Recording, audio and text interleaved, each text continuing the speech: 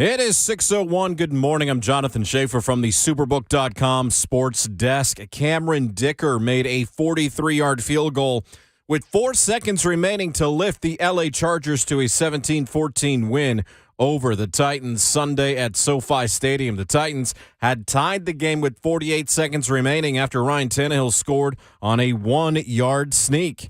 Tight end either side. Raider motions into the backfield. Tannehill sneaks. They push him.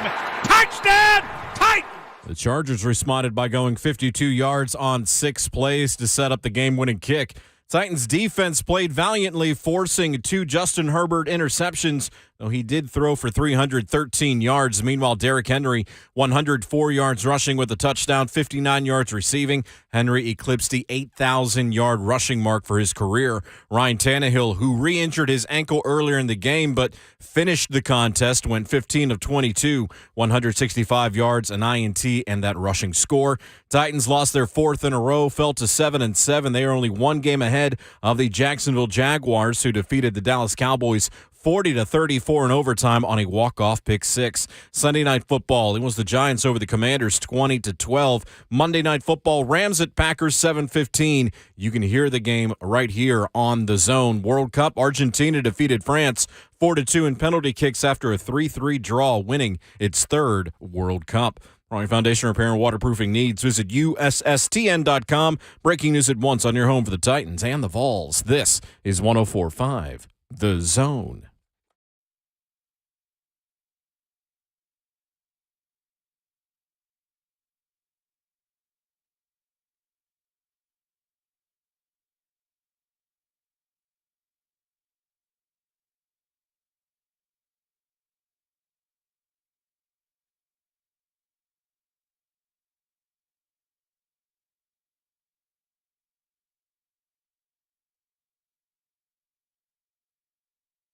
Fielded by Raider, he pitches it back to Chestnut, and Chestnut will be decked at the 27-yard line, and that's it.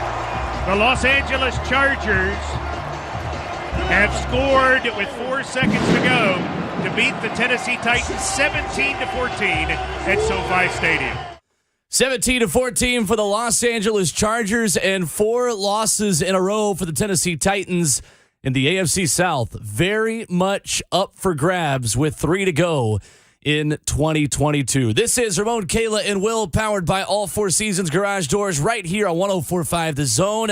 Another Overreaction Monday, off and running, and the whole crew here with you this morning, kicking off your week with an 11-year NFL veteran, Ramon Foster, a capitalized J journalist, Kayla Anderson, and the best producer in the world, Jonathan Schaefer, making the show happen. The best producer in the world! I'm Will Bowling. The phone number is 615-737-1045. We welcome your phone calls after a tough day in L.A. Good morning. Good morning, Good morning. people. How are you feeling? Man, other than congestion, fine. That's the only part that's getting me. I'm This like, time God. of year. I know. I'm And telling you. Thursday hit me after I did 3HLs. Like, man, I got to go home. Shafe was on his way up there, too. And I was just like, yo, I'm headed home now. I was going to hang around, just with the wash away was that day. I was like, nah, I'm going to go home. And I hit y'all up later that night. And I was just like, yo, it's Not better. really an athlete. Pretty much. It's better for me to just be away. We were just talking about how, you hate when locker rooms back in the day, someone would get sick. And then the next day, I swear, that was what happened. Is what you would always say. Yeah, a sickly boy. A sickly boy. Yeah, that was the only thing. And it was just me, too. So I was just like, goodness, of all times. But I say this, I'd rather get this out of the way now than over the Christmas break. Yes. So, yeah, y'all were good Friday. We made it. 17-14, the final score. There is lots to unpack from a difficult day in SoFi Stadium, whether it's the offensive line struggling again in the second half, a rotation at left tackle, which I want to get Ramon's thoughts on because I've got a feeling of where you're going to go with that. Yeah. Malik Willis getting some reps for Ryan Tannehill, and an ankle injury that has been an issue all year becoming a big talking point down the stretch for this team. But we'll start with just the big headlines and the big takeaways from each of you. the biggest thing you take away from this loss for the Titans at LA yesterday? Probably the wearing down of the defense. I thought Eckler got stronger throughout the day. Okay. I was just looking at him like this. He's closing out the game, and they wanted him to. It was that and watching an elite arm throw. That last pass down the field to me from Herbert, I was just like, initially I was like, oh, he really gathered himself to throw that ball. But looking back on it, he just simply flung it. Just looked like all shoulder, nothing else. Just flung it down the field. And I was just like, there's nothing you can do right there. Like, that's elite quarterback arm play right there. Because he wasn't overly elite yesterday, Justin Herbert, but I was just overly impressed by the arm. Look, I honestly could not believe what that defense did with no bodies left. Yeah. You guys, they are losing 2 to 3 guys every game. Yeah. I mean, it is unreal. And for them to hold it together, force 2 turnovers, they got a little bit more pressure. I know it wasn't as much as they wanted, but 3 sacks, I believe, on Herbert, better than last week. And to be able to really pretty much hold it together for most of the game. I know at the end you give up that big play, and that was huge. But the thing for me, guys, is just the continuation of this exhausting offense that cannot do anything in the second half. Yeah, okay. Can't do anything. Yeah. They can't. It's mind-blowing. And at the end of this game, the offensive line cost the Titans 3 points on Randy Bullock's 51-yard field goal that would have been much more manageable had Ryan Tannehill not taken a sack in that moment. And we continue to see an offense that is trotting out very similar ideas, similar plans for this offensive line, and they're getting the same results. They're getting beat. Yep. Specifically on the left side of this line. The ceiling of this offense is so low when they continue to play the way that they are playing on the offensive line. James Lofton and Andrew Catalon didn't hold back on it on the television broadcast. And I have never heard an NFL guard described as he's not big enough to play at Texas State, is what James Lofton had to say, the color commentator for CBS. I want to amend that. I think Aaron's actually from Texas State instead of at Texas State, but it still wasn't good. Yeah. Yeah. It point stands either way. That is good context, but it's a concern. Yeah, that comment in itself also. Okay, if it was from just like a pure TV analyst that hadn't played the game and, watch it but really knows it, okay, you have like some discretion. Like, hey, man, you ain't ever did this. Right. It's from a Hall of Famer. Yeah. And Shafe brought this up to me. Like, they've actually called multiple Titan games. That's what I was going to say. And that's where the issue comes into play. Like, oh, you've seen this time and time again? Like, that was a real opinion right there from him. Because we had Andrew Catalon on last week, and he was saying, like, we've done a ton of games this year. I think they have one more that they're going to do. Yeah. And so if I know that people have some issues with pronouncing of names, I get that. But when it comes down to it, he did play the game, and he's seen a lot of Titans football this year. So for him to say that, it's almost like frustrating for them, too, to see how I guess, digress this line has become. Yeah. And the thing of it is, too, and of course, everybody has their, I guess you want to call their requirements, what it means, what it takes to actually play those positions, like guard, or quarterback, or wide receiver. We speak about that all the time. That's what the combine is. And I'm not saying that Brewer can't play this, but play guard because he is playing it, right? Mm-hmm. But there's a level of, I guess, most people say there's more deficiencies at his size than there are just, assets to it. And that, to a lot of people, can be the issue, or the idea that teams can really pick you apart a whole lot easier because of certain things, And it's more exposed now because look at the rest of the line. Yeah. Right? Yeah. Yes, ma'am. 615-737-1045, our number this morning. Lots to react to on a 4th consecutive loss for the Titans. This one against the Los Angeles Chargers. And the AFC South only has one game separating first and second after a dramatic win for Jacksonville against the Dallas Cowboys. A win that Kayla and I both were expecting on Friday when we talked about that one. Mm-hmm.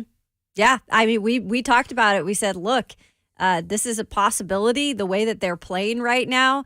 And sure enough, that game was incredible. Oh, it was right? great. Yes, it It was was. incredible. I was switching back from that game in Houston because they were both just eyes glued to the television, and I was making jokes saying, this is the AFC South teams we're talking about here. Yeah. But yeah, well, I'm not overly surprised. And look, Dak is having some costly interceptions. So Yeah. you got to think about that as well as coming into Nissan Stadium 2 weeks. I don't know what we're going to get. Me either. Watching that ball kind of roll over on that pick six, though, for the Jags, I was just like, that's unfortunate. It was more so the receiver should have had that. Yeah, but that's the game, though, Yeah, too. I it mean, who would have ever thought Jackson? I turned it off and it was, 21-3, 21-7? 17-point lead for the Dallas Cowboys in that game. And it's crazy because Jacksonville has never had success in games like this until this year. Prior to 2022, Jacksonville was 1-112 all time when trailing by 17-plus points. That's out of line. That's nuts. Yesterday's win made them 2-2 in such games this season. Oh, my goodness. What a stat. Do you start to feel a little bit of a squeeze, man? You were starting to feel it last yeah. week. Now it is a full-on race. Yeah. A full-on race because you've got a one-game lead against a team that plays you at home to finish off the season. Yeah. Everything for the Titans now is about being healthy and being ready to play for the division in Week 18. And what you hope as a Titans fan that does not happen in the future is that Trevor Lawrence doesn't become what Andrew Luck was for the Titans. Ooh. No hot potato. He's on his way. He's on his way to being overwhelmingly the best quarterback in the AFC South, and everybody else is going to have to adjust to that. There's no doubt. 615-737-1045, our number this morning. On the other side, we begin the conversation diving into what this offense wasn't able to do in the second half. And get Ramon Foster's thoughts on the left tackle rotation the Titans attempted with Dylan Radins and Dennis Daly, what they can do to shore up major issues on the offensive line that continued to cost them points yesterday in SoFi Stadium. John Glennon this morning at 9:20. We'll get his thoughts. One of our friends from SI.com recapping Sunday's loss. The Titans lose again. We react with you at 615-737-1045. Much more on the way on Ramon, Kayla, and Will, 1045 The Zone.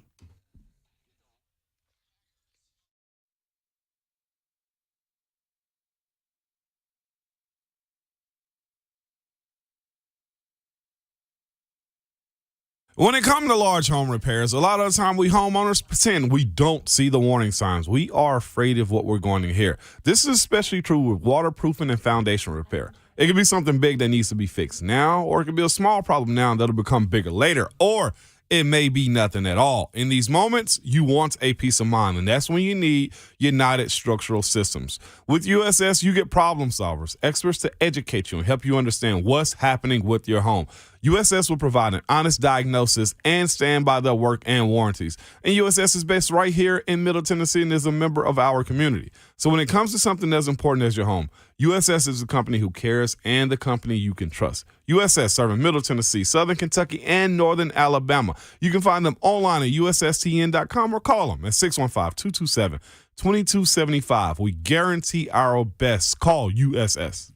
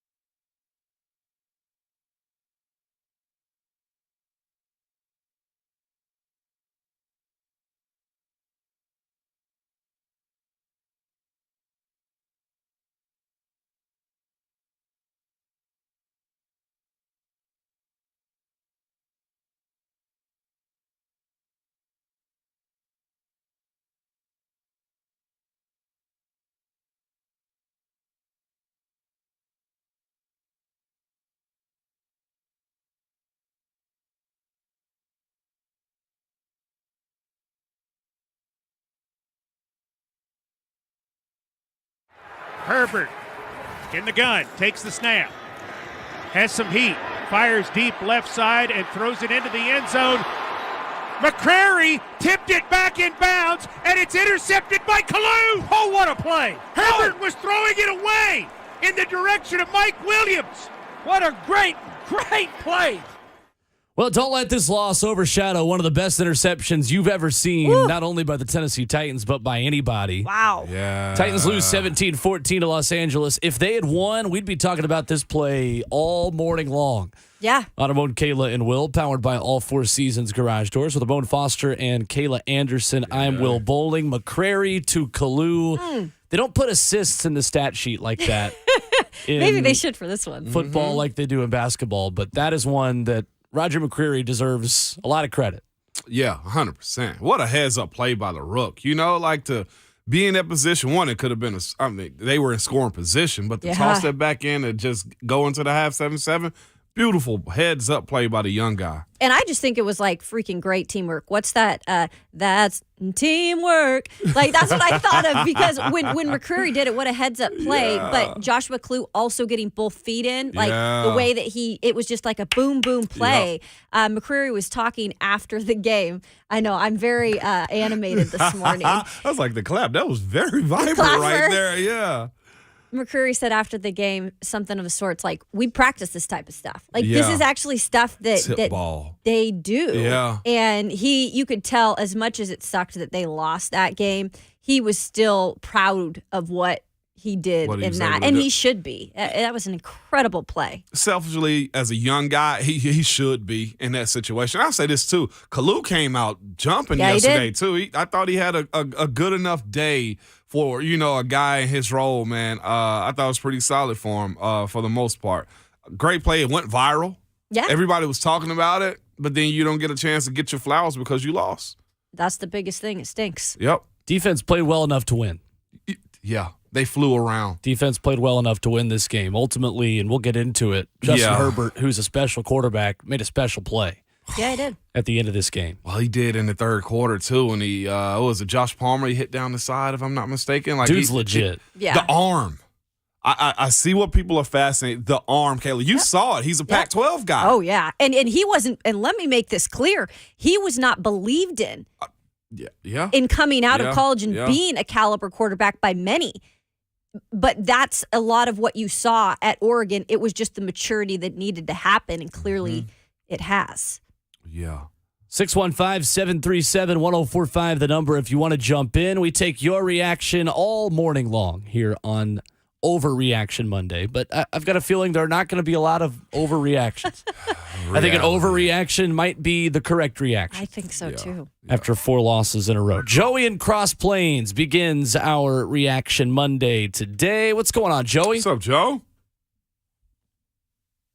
Joey, you got us? Oh, Will. There you go. So the first, can you hear me? Yeah, we got you.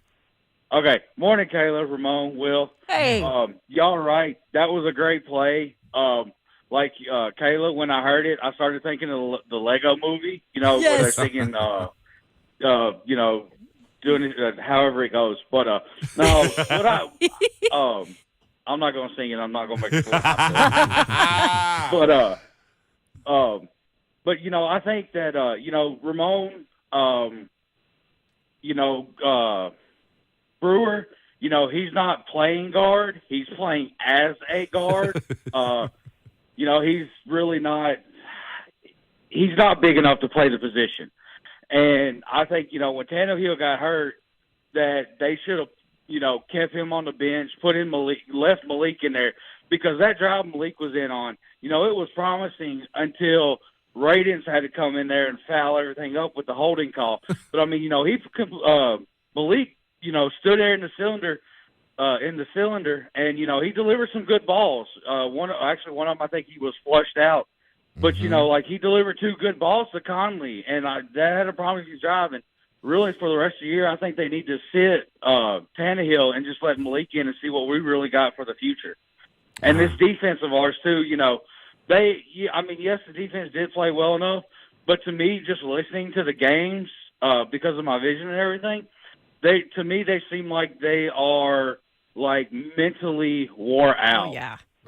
from where this offense is not sustaining drives or anything, and they're just exhausted on trying to keep up with everything, and it's just mentally draining to them. So, stuff happens like it did, and, Herbert is an amazing quarterback. Don't get me wrong on that one. But, little stuff like, that happened, towards the end of the game in that third quarter that, shouldn't be happening, and I know, you can't blame injuries, but, we got to have some better depth players than what we've got. But y'all have a good morning. Thanks, too, Joe. Appreciate the call. That's a lot to unpack, man. Also, just saw the play with Brewer. Nate went down too. Yep. That's very unfortunate. You can't get past the injury bug whatsoever. Go ahead, Will. Let's start with the Aaron Brewer comment from Joey. Okay. Yeah. That he's not big enough to play the position. What did you see from Aaron Brewer yesterday? Size to me. Size. You can be too big, too small, or you just whatever your team needs to. I was a bigger guard, and it was in my advantage. We ran the ball a whole lot, played against a lot of divisional big defensive linemen, so we looked for that type of guard here.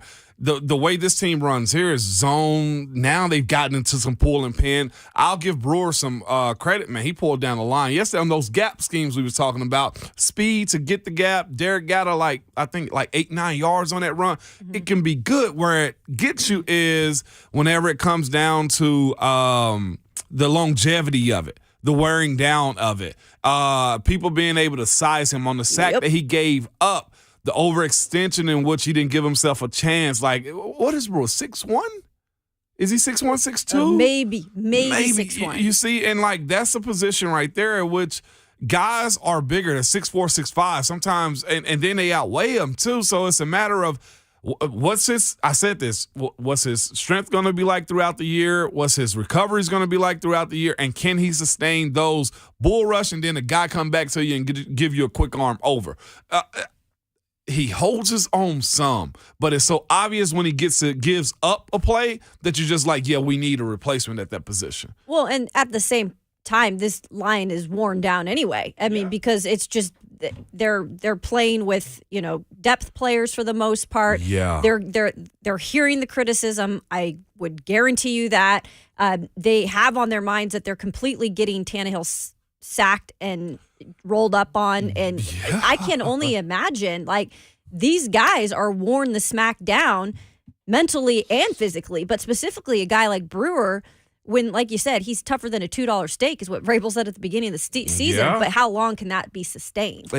Not for a long time. You got to be realistic about it, or you either got to cater your offense to this line too. Like I said, I'm not even going to push back and be like, we didn't get the conversation that Ben was being sacked too much. You know what we did? Brought in Todd Haley, had an offense where we got the ball out quicker. Yep. And then we got better at pass pro. Then we were able to do those long dropbacks, play action plays and stuff like that. That's not what I'm seeing from this group. It's, of course, the Todd Downing effect is always going to be coming into question. What are you doing to help this offense? I know it's a bunch of players in and out, but there's a sense of just ownership, too, on the side of play calling. Look, do the dinking and dunking. I'm okay with that. Find ways to get the ball to your guys in space quickly so that you don't have to pass protect all the time. That sack that NPF gave up, goodness, against Van Noy? Can't happen. You can't do that. You can't jump out there on him and put a rookie on Van Noy. Didn't they allow another first sack for someone too? Yes. This is happening quite frequently. They did. Advantageous. They did. This was James Lofton, the CBS color commentator and NFL Hall of Famer, yesterday talking about Aaron Brewer. Joe Gaziano, the first sack of his career. And Gaziano slips by Aaron Brewer, the right guard, number 55. And I love Brewer as a player. At 6'1", he's too short to play guard. At 295 pounds, he's too small to play guard. He's too small from Texas State to play guard. That was the comment yesterday from James Lofton, and Aaron Brewer is listed at 6'1", 295. First thing he said was the respect factor. I like him as a player. And then there's this one key word, but. Yeah. Whatever he said. Yeah, everything he said before the but was irrelevant after that, because then all the truth came out. It's like he's from Texas State. He was small then. He's small for the NFL. Now, what can he do to fix that? Go be Jason Kelsey like? You feel me? Like that's the only thing that's up for him is go be Kelsey like and just mutilate people week in and week out, but we're not saying that. We're seeing him end up on people's highlight reels more than anything. But look what Kelsey has around him, too. I mean, Kelsey That's is true, Kelsey, too. right? But look at what he's working with. But he's also at a position in Brewer. This might be the biggest thing. He may be playing out of position, and he Yeah. might have to be because Ben Jones is your center.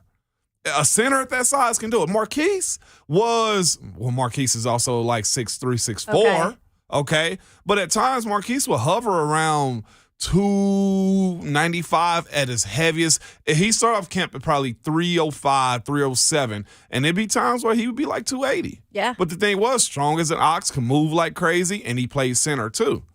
Being a really good athlete would do that. He wouldn't lie about that, especially not now. Like Marquise, what was your lightest? That was probably like 280. Yeah. But you never know it because he was taller, and he also played at an elite, and then his strength and his punch. Yeah. Think about Marquise, he had long arms. Like, so he could punch and get extension on people. Not so much for Brewer in this situation. At guard, too. 615-737-1045, the number. John in the Borough up next on the phone lines with us this morning. Hey, John. What's up, everybody? I guess the only redeeming thing about this sports weekend was that Memphis beat A&M and the rest. I don't know about that. We're going against the SEC. That was the only redeeming thing for me, at least. Here's the thing about the Titans. At this point, I don't want them to make the playoffs because not making the playoffs can be the difference in 10 different draft spots. I'd rather them miss out on the playoffs, and I realize that that's a really down way to look at things. I get that. But get rid of Downing, get in a new offensive coordinator, figure out the offensive line. Aaron Brewer, Vrabel says he's tougher than a $2 steak. Well, why is it a $2 steak? Because it's not good. Thanks for the call, John. Appreciate it. Well, and John brought up a kind of a good point that Kevin Byard brought up after the game. Like, he's not concerned about the playoffs right now. His team's playing like, you know what? That's what Kevin Byard said. Yeah. And he has held it together in adverse times since being on this team. For 6 years, I've seen this team go through a lot of stuff. Kevin Byard has held it together. And for the most part, held it together after that game. I mean, he still had some choice words, and rightfully so. He's frustrated. But he said, I don't even care right now if this team makes the playoffs. I don't think I've ever seen KB come out of character at all. At all. He's been grilled by folks. When Dion came at him, he was very professional and mature about that. He actually dropped a four-letter word yesterday. I was like, KB ain't even realized. I know most players have like an edge. Like, there's a switch. Okay, there's two hats you got to wear. Him saying, man, are we a good team? Time going to – I was like, golly, KB. Not to say that he's down and out, but 4 games in a row is that's tough living right there. The most under Vrabel. That's, Kayla, just in general. Like, most under Vrabel, but as a player – first loss, you're like, all right, cool, we'll get them next week. Yeah. Second loss is like, all right, hey, we got to start fixing some stuff. 3 in a row is like, dude. And then after, I've lost 4 in a row, so we start off the season 0-4. So that feeling of what works, you don't really even know until you find a way to get a win. And they've lost different ways week in and week out. This was close till it wasn't. It was, you're playing against an elite quarterback arm, and then you drop that one as you made plays. Everything happened for you this game, except for winning. And the most frustration That's tough. for guys like Kevin Byard, who on the defensive side of the ball, and I know they're not going to point fingers, in the back of their minds, it is like, you have got to be kidding me. It's the same story every single game. Oh, yeah.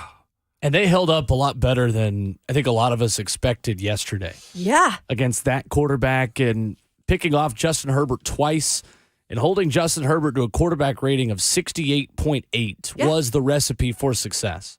Mm-hmm. You created turnovers, you won the turnover battle, and you still weren't able to get the job done. That is the biggest red flag to me about this offense. Yeah. This was as good as you could possibly have asked your defense to play. And at the end of the game, a special player made a special play. Yeah. It's exactly what Mike Keith and Coach Mack said at Titans radio postgame last night. They just made some special plays at the end of the day. Ramon, I want to ask you about the rotation the Titans attempted at left tackle. with Dennis Daly and Dylan Radins. Radins ends up going out of this game with a knee injury pretty much right after he came on and wasn't able to really rotate. Can you realistically rotate your left tackles?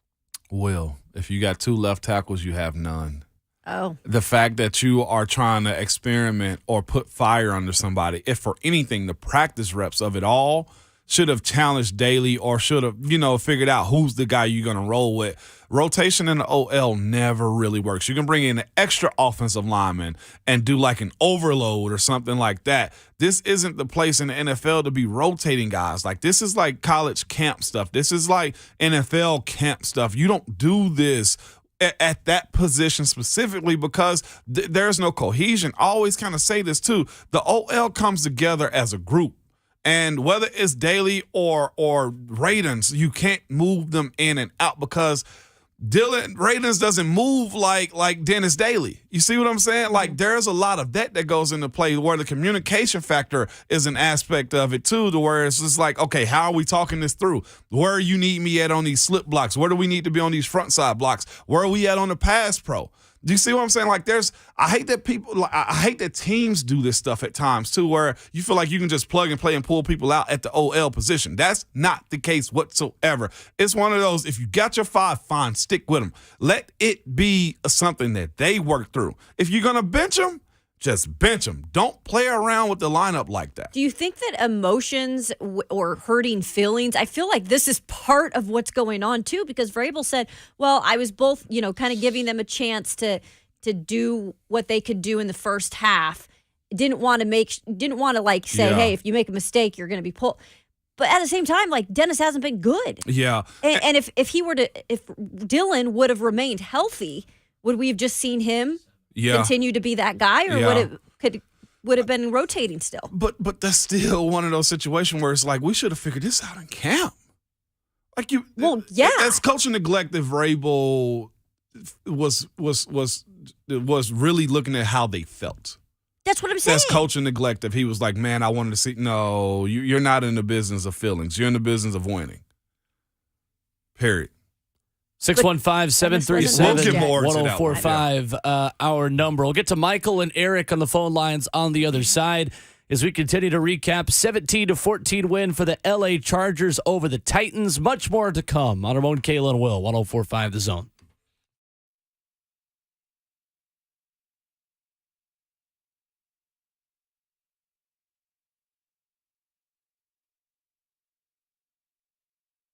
The holiday fun continues at Genesis Diamonds with the year's best finance offer now extended through Christmas Eve. Genesis love last-minute shoppers, and Genesis has a ton of great ideas, incredible value prices, and 5-year zero-interest financing. So you can splurge on that $9,000 ring and pay just $150 a month. Or how about $5,000 pair of diamond stud earrings, just $85 a month. You can even finance the sales tax, and you can use this amazing offer on anything. Designer engagement rings, classic like diamond pendants and bracelets.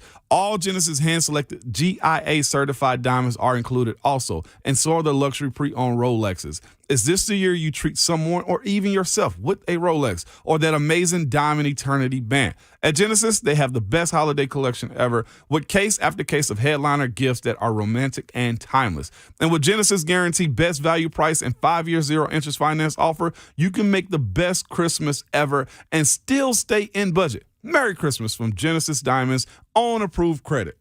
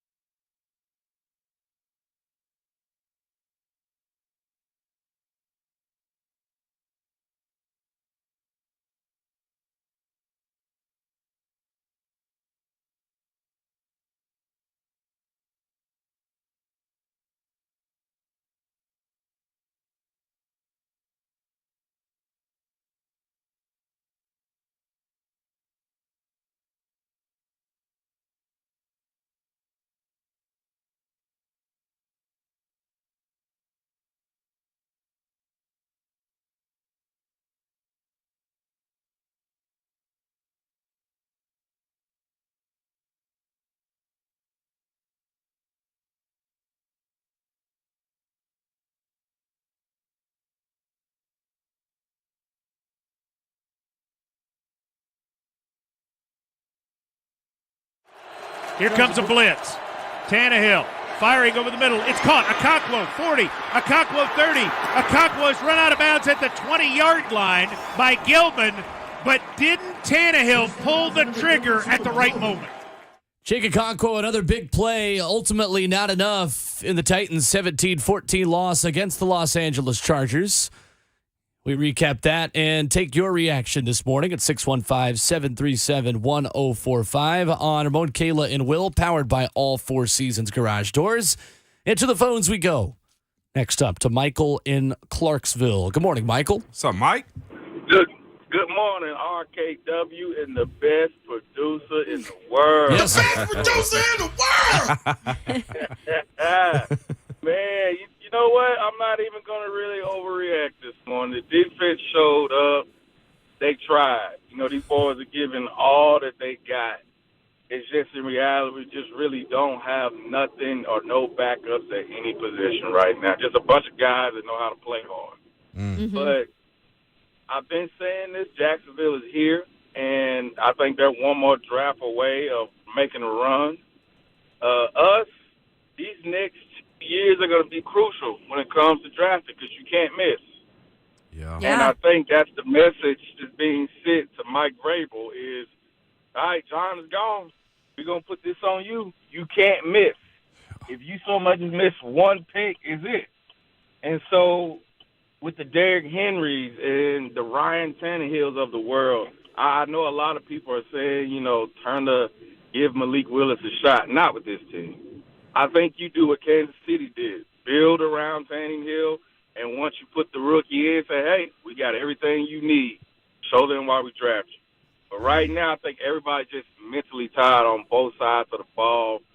And I guess, I hate to say this, but we're the team that's already planning our vacations.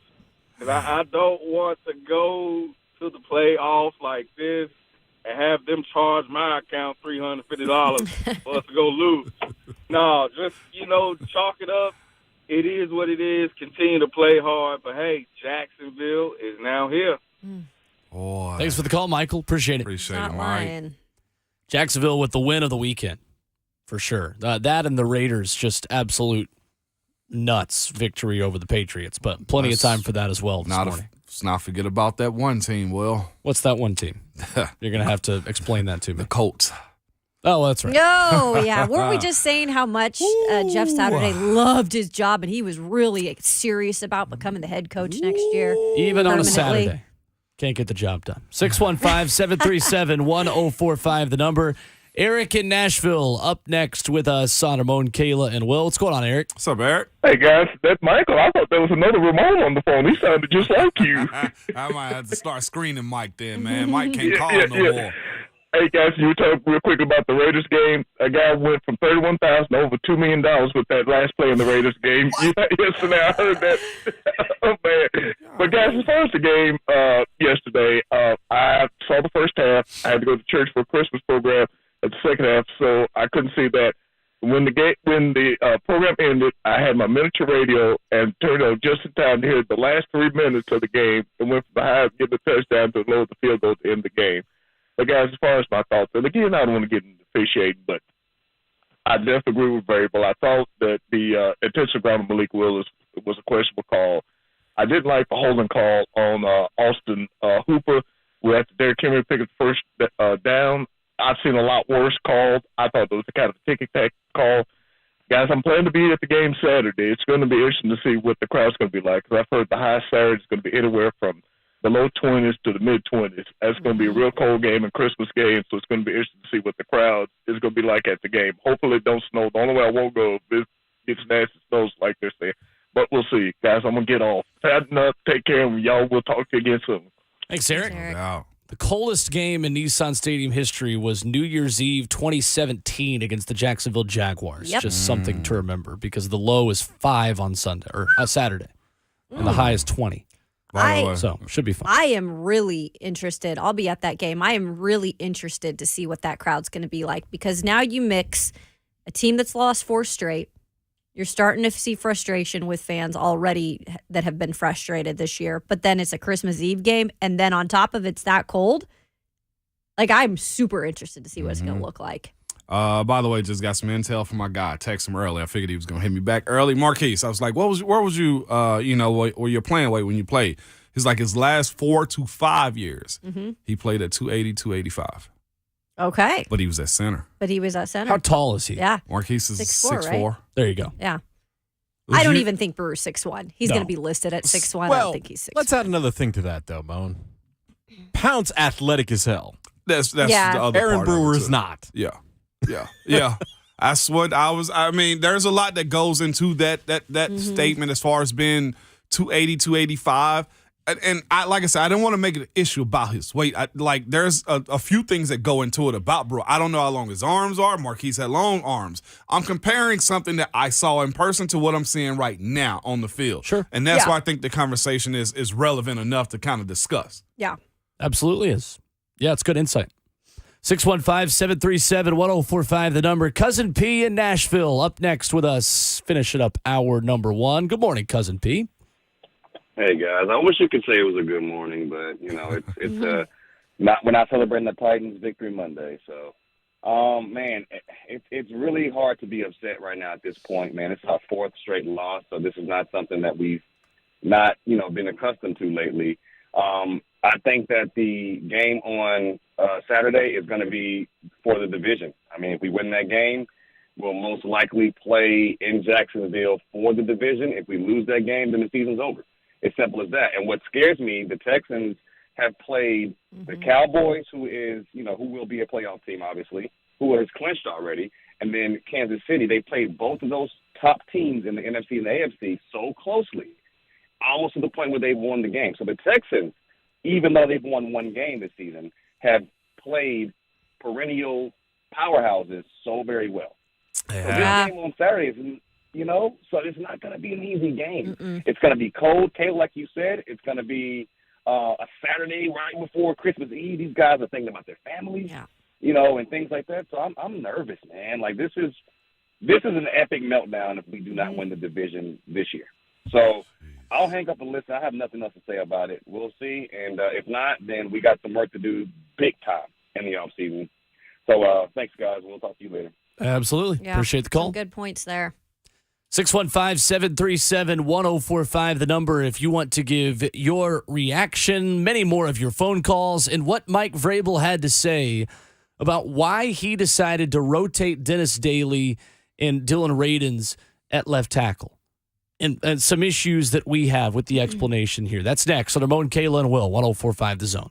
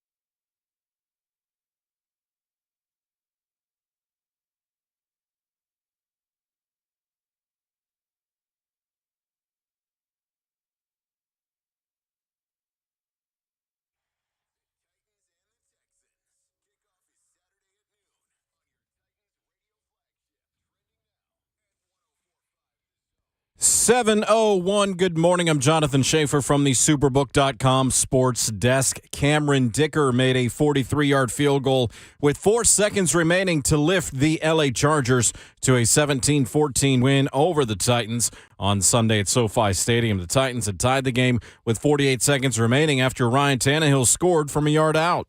Tight end either side. Raider motions into the backfield. Tannehill sneaks. They push him. Touchdown! Titans! Chargers responded to that by going 52 yards on 6 plays, including a 35-yarder to Mike Williams. That helped set up the game-winning kick. The Titans' defense played valiantly, did force 2 interceptions of Justin Herbert, though he did throw for 313 yards. Meanwhile, Derrick Henry, 104 yards rushing with a touchdown, also 59 yards receiving. Henry eclipsed the 8,000-yard rushing mark for his career. Ryan Tannehill, who re-injured his ankle early in the game but came back and finished the contest, went 15 of 22 for 165 yards, an INT, and a rushing score. Titans lost their 4th in a row, fell to 7-7. They're only 1 game ahead of the Jacksonville Jaguars, who defeated the Dallas Cowboys 40-34 in overtime on a walk-off pick 6. Monday Night Football tonight, Rams at Packers 7:15 will be the kickoff in a game you can hear on The Zone. And to the World Cup, Argentina defeated France 4-2 in penalty kicks after a 3-3 draw. That led Argentina to its 3rd World Cup championship. Running Foundation Repair and Waterproofing needs. Visit USSTN.com. Breaking news at once on your home for the Titans and Vols. This is 104.5 The Zone.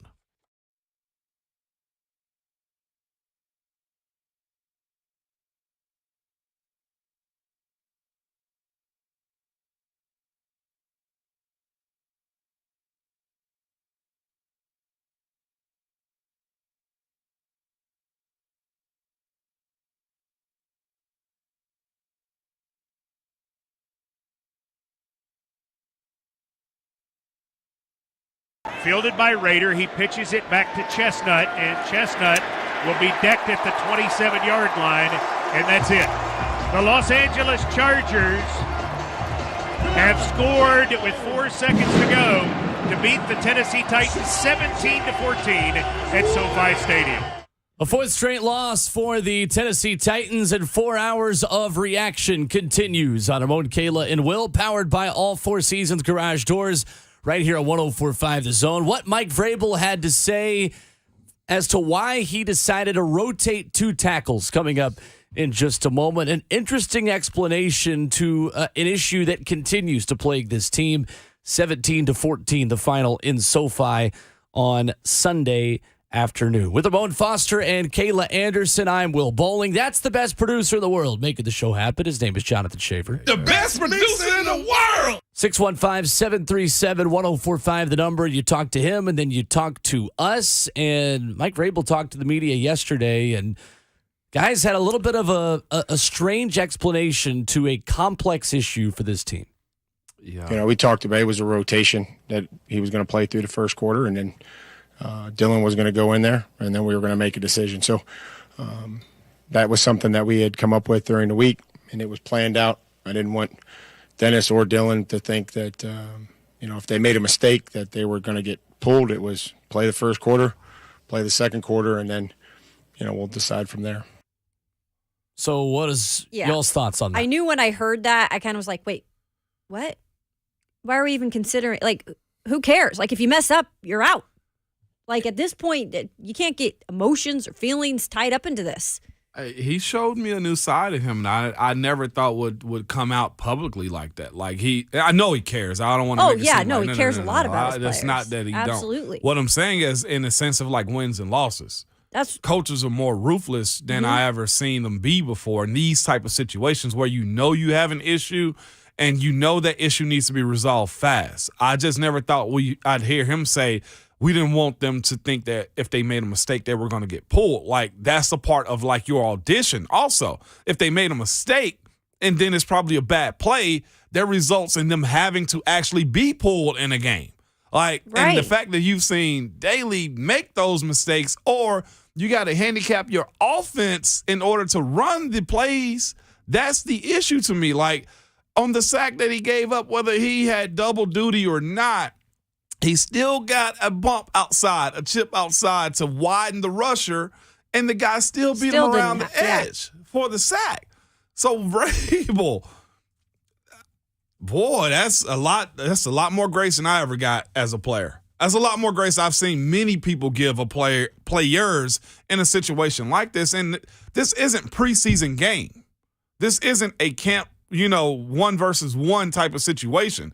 This is an actual real game. So where you're doing these types of things, that may speak more to what the depth is. That may speak more to, look, I don't know what I don't know about either one of them because Ravens haven't played left tackle since last year at this time. So that's beyond – I know it's got to be frustrating for Vrabel. I will say that, to actually have to go out and say that and do this in front of everybody and then to not get the results you were looking for still. That is mind-boggling to me. I don't know many coaches that would do that, especially splitting a quarter and a quarter. That, I'll say this, may be a detriment to Aaron Brewer, too. Like, why do I got to continue to deal with guys like this all the time? He's a new starter. Then you got a backup starter right here, and then a young guy that didn't win the right tackle position coming in also? That's just a washing machine of just mess. I think it's time for the offensive line to realize that they're messing up. Yeah. It's past time. Why is that an issue? Why is that a factor in deciding whether or not you're going to play a left tackle? When you're scripting left tackles going into the game, you've got bigger issues. Yeah, you do. You got way bigger issues. That's a last-ditch effort. Is it the fact that they just know there's nothing there, so they don't want these guys to get even more frustrated? But I'm sorry, it's football. These are pros. They are. These are pros. If you're not frustrated by this point, then you shouldn't be playing left tackle in the National Football League. No, you should not be playing. Confidence and the mentality and the feelings about all of this should have been thrown out the window weeks ago when you got beat by Cincinnati at home. Yeah, and then that amount of sacks in this many short weeks, too, has also been the issue. And it's coming primarily off the left side. Now, MPF sack earlier we spoke about. As a young guy, you on a play-action play, yes, you want to go get your hands on them, but you can't jump out of your stance and go get a guy like Van Noy who's waiting on somebody to overextend on him. That, to me, was more technical. I can coach that up on film, like, hey, young fella, don't be in a rush to go out there. He got to come through you regardless. And you're stronger than him, bigger than him. Hold your own and don't let him get to the quarterback. You do him a favor when he runs around you like that. Do we put any of this on Keith Carter right now? In terms of just being able to fix some of these problems? I know you cannot fix, a guy that just doesn't have the technique overall. But can you? I mean, I don't know. That's what you're supposed to do is coach it up and correct it, though. But we haven't even mentioned it. We haven't mentioned Coach Carter much at all because I know he has a high level of respect, too. He does. But when it comes to these types of things, specifically at the left tackle spot, let's go there because that's the biggest situation of almost any team, especially when you got a right-hand throwing quarterback. That is the blind side. For Keith Carter's situation, I say, what is the technique actually being taught? And if it's being taught and he's not doing it, why is it still being allowed? Which is where I'm coming from the point, look, if you got to put ratings there, then put them there. Just pull that guy that's not going to play your technique. If you're saying, man, if he comes out and say, look, I was dealing with a less than athlete last year. There wasn't much I could do. Well, why do we still have him in the room then? Like at some point, you either need to be the athlete or you need to be a technician. And we're not getting either one of them out of the left side right now when it comes to Daly. Brewer, I give it to him. He fights. Yeah. His size is an issue when it comes down to guys going over his head or continually pushing him back. That right there is the issue. But we're speaking of technique. You look at almost any passing play from this Titans offense, there is somebody chipping, somebody widening the defense or widening the rusher to where it really delays them getting into the passing route, the passing tree. That is bad. Keith Carter, I do look at it and say, what's so different about MPF and Dennis Daly that is not translating from one side to the other? You see what? It's a big concern, and there's only so much this offense can do, and there's only so much the offensive coordinator can do without any kind of production and stability at the left tackle position. And at left guard as well, because I think we're in agreement that you've got as big an issue at left guard as you do at left tackle because those issues are multiplying one another. Yeah. Because when left tackle's as bad as it is, the issue you have at left guard becomes a major concern because those two guys are helping each other, or the lack of help that those guys are giving each other makes each of them worse. It's too much stress, too much of a liability, Will, week in and week out to say, hey, we're handicapped by our playbook because we don't know if we're going to get the protection. We don't know if we can sustain 2.5 seconds. Like, that's what those plays are at a point. And yesterday, there were 2 3rd and 2s where Derrick Henry wasn't even on the field, and the Titans decided to throw the football, or Todd Downing and Mike Vrabel decided to throw the football. Those were the wrong calls in those moments, in my opinion. But I think ultimately, guys, the playbook is continuing to be handcuffed by the personnel on the offensive line. And I think this was as clear as we've seen that there's really only so much that Todd Downing can do. Yeah. And what does that all come back to? The guy who's no longer here. There we go. Goes back to John Robinson. The more we look at that and break it down, the bigger that issue becomes. I know it's hard finding guys in this league, Will, or just hitting on every single guy you pick. But it can't be this. And, of course, the conversation of 80-plus players, we're there already. We're over 80 already, aren't we? And you gave up a pick to get Daly. Yeah, you did. So, in a way, that is an indictment on the way you're using your draft capital as well. You get it now. You see why Amy came out and said, like, we have a standard here and it's not being upheld. 615-737-1045, the number. Justin Herbert yesterday becomes the first player in NFL history with 4,000-plus passing yards in each of his first 3 NFL seasons. Leads the league in completions, yards, and touchdown passes when throwing on the run. And his throw on the run yesterday to Mike Williams makes the difference. 17-14 for the Chargers over the Titans. And when we come back, a discussion about the Titans quarterback situation that it's time to get into, because for the second time now going into a game against Houston, Ryan Tannehill is banged up. And is it worth saving 50% Ryan Tannehill to be closer to 100% for Week 18 against Jacksonville? And should this be Malik Willis's opportunity on Saturday? We'll ask that question. We'll get your reaction on the phone lines at 615-737-1045 on Ramon, Kayla, and Will. Hour 2 on Reaction Monday, 1045 The Zone.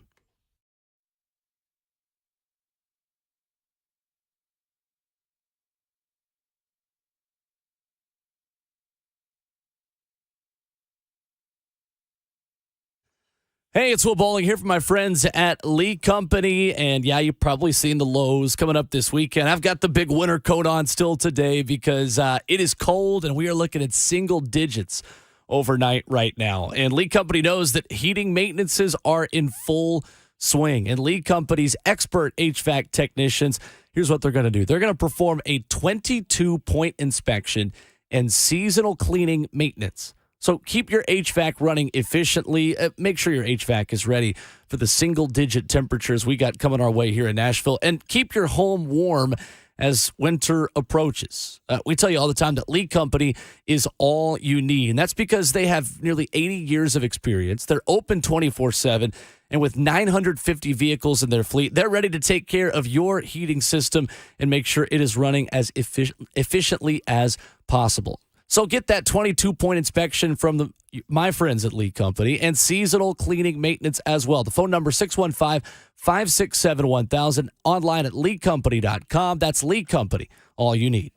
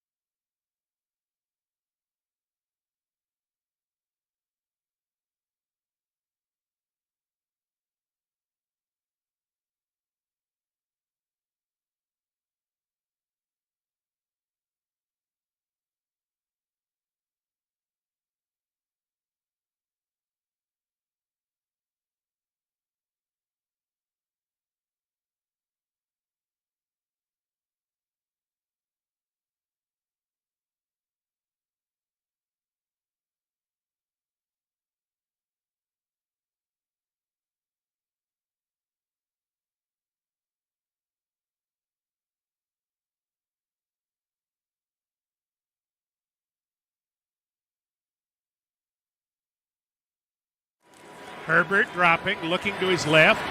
Fires down the middle. Pass is intercepted. Byard picked it off and is taken down by Eckler at the 20-yard line. There is a flag down at the quarterback. Holding. Offense number 71. A penalties decline. Result of the play. First down. Kevin Byard's first interception since September the 25th. Came at a good time. We told you last week Kevin Byard was due for an INT. Yeah. That's exactly what he got. The man loves a game at SoFi Stadium. This is Remote Kayla and Will, powered by All Four Cs at the Garage Doors on a 104.5 The Zone. A discussion about the Titans quarterback situation coming up. As Ryan Tannehill again goes down with an ankle injury, says it was a 10 on the pain scale when it originally happened.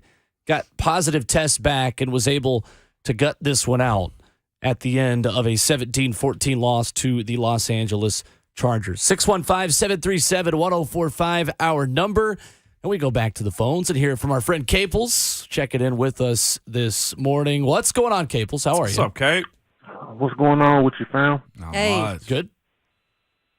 You know, I'm going to get right to it.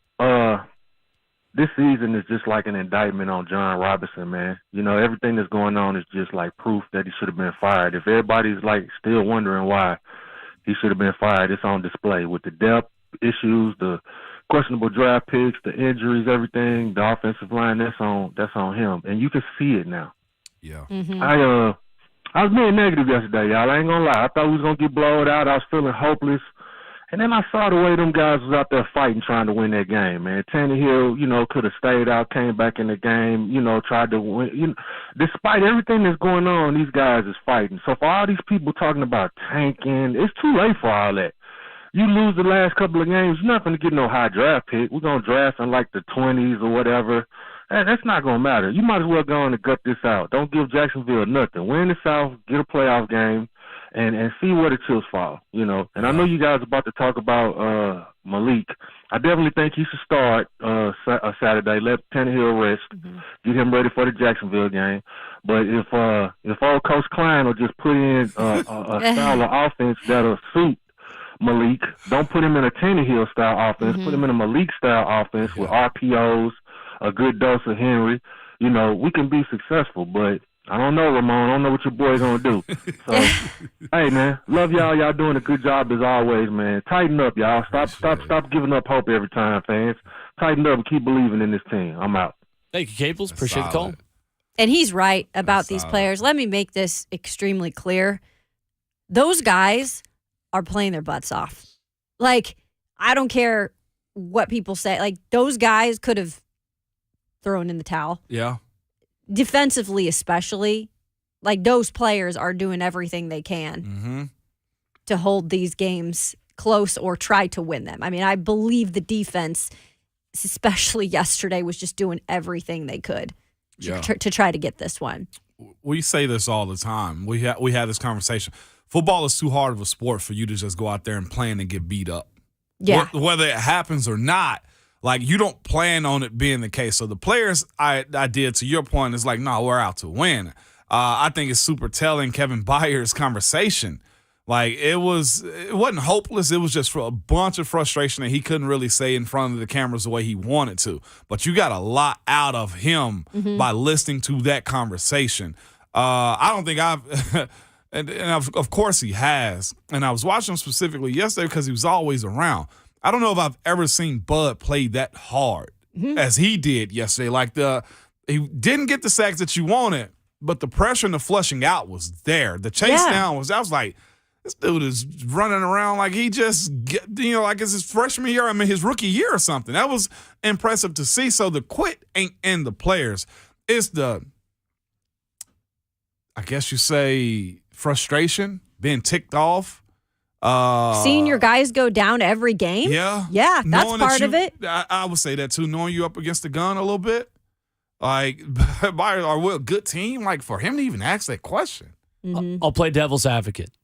Bud Dupree's making a lot of money to be close, but not quite there at the quarterback. I'm with you. He had 0 tackles and 1 quarterback hit yesterday. Yeah, that's not good enough. That's fair. Yeah, that's not good enough. That's also fair too, Will. Yeah. That's also fair. But let's give credit to a guy that did step up. DeMarcus Walker. Yeah, he did. I mean, Yeah.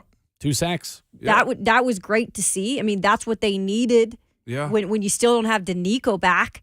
Yeah. You needed guys to step up. I felt like he did a good job of doing that. Yeah. But you're right, Will. You're getting paid a lot of money. Yeah. The production is a part of this game, which is why, again, mentioning we didn't want them to think they were having a bad day if we pulled them. Yeah, I'm not a fan of that. 615-737-1045, our number this morning. So Ryan Tannehill exits this game with an ankle injury, comes back in, takes 4 sacks, many of them in big opportunities on big third downs. This Titans offensive line was either having an early drive penalty that set them behind the chains, and we know this offense is not dynamic enough to convert when they get put way behind the chains early, or they were giving up sacks on third downs when they were still ahead of the chains, or at least at them with an opportunity to move it. Is it practical to put Ryan Tannehill back out there on Saturday behind this offensive line, not at 100%, and risk that he's not healthy for Week 18 in Jacksonville? Everything points to Week 18 to me.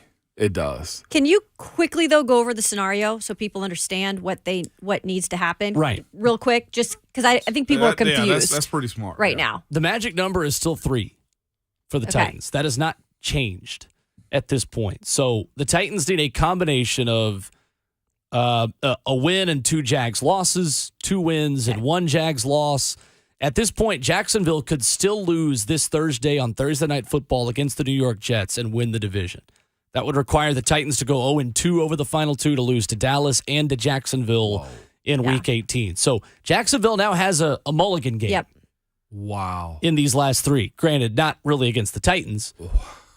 So it's going to come down to Week 18 essentially deciding the AFC South at this point. The Titans' odds to win the division and the playoff predictor from New York Times I saw yesterday dropped 88. from around 85 to 88% down to 65%. Yeah, I saw that. With the loss yesterday. So that's the scenario.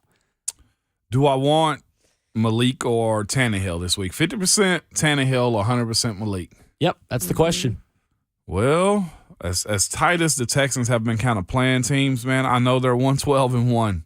They went toe-to-toe with Kansas City yesterday, and Kansas City was actually trying, okay?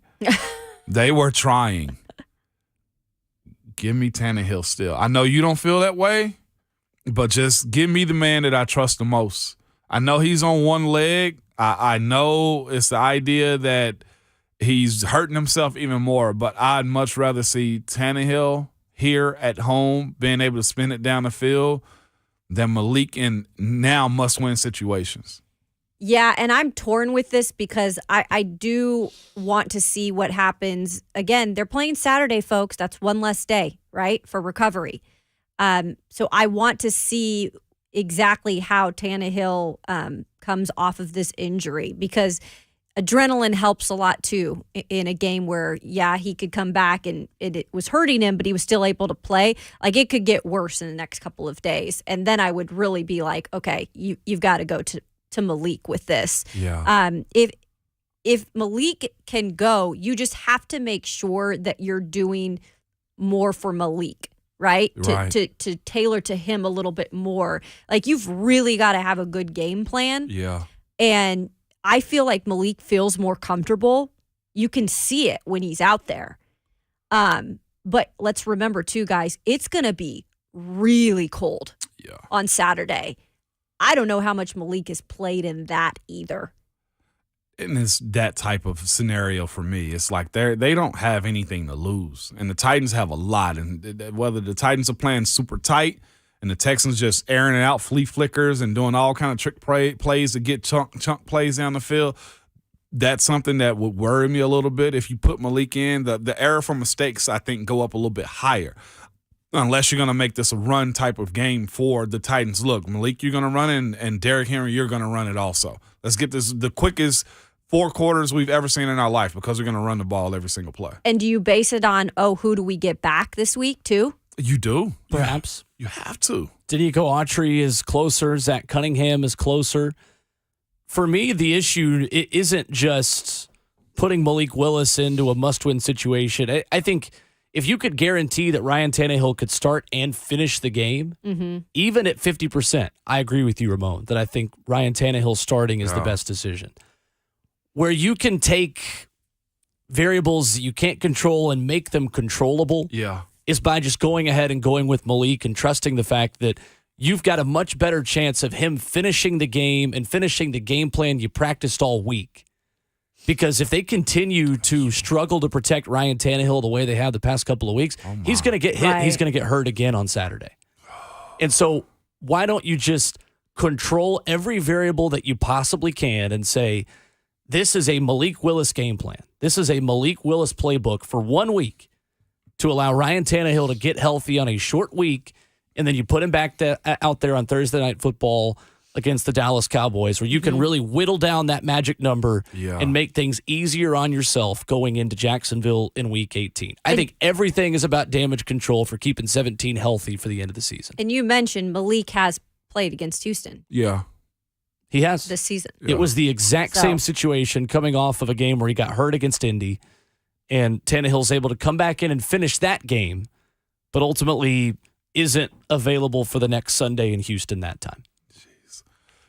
So what are we looking for if Malik is out there? Poise, I thought he looked better this past game. Thought he looked better. I did too.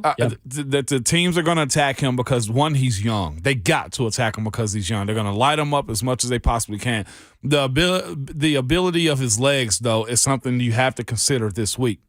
Yes. Yeah, when it comes down to him being able to extend plays and move the ball, he had that good on the run. Ground. He did have a good run. If he's smart about it, protect the ball, and they get him some dink and dunk type throws, or they really ratchet it up as far as like the play action, because he got a beautiful deep ball.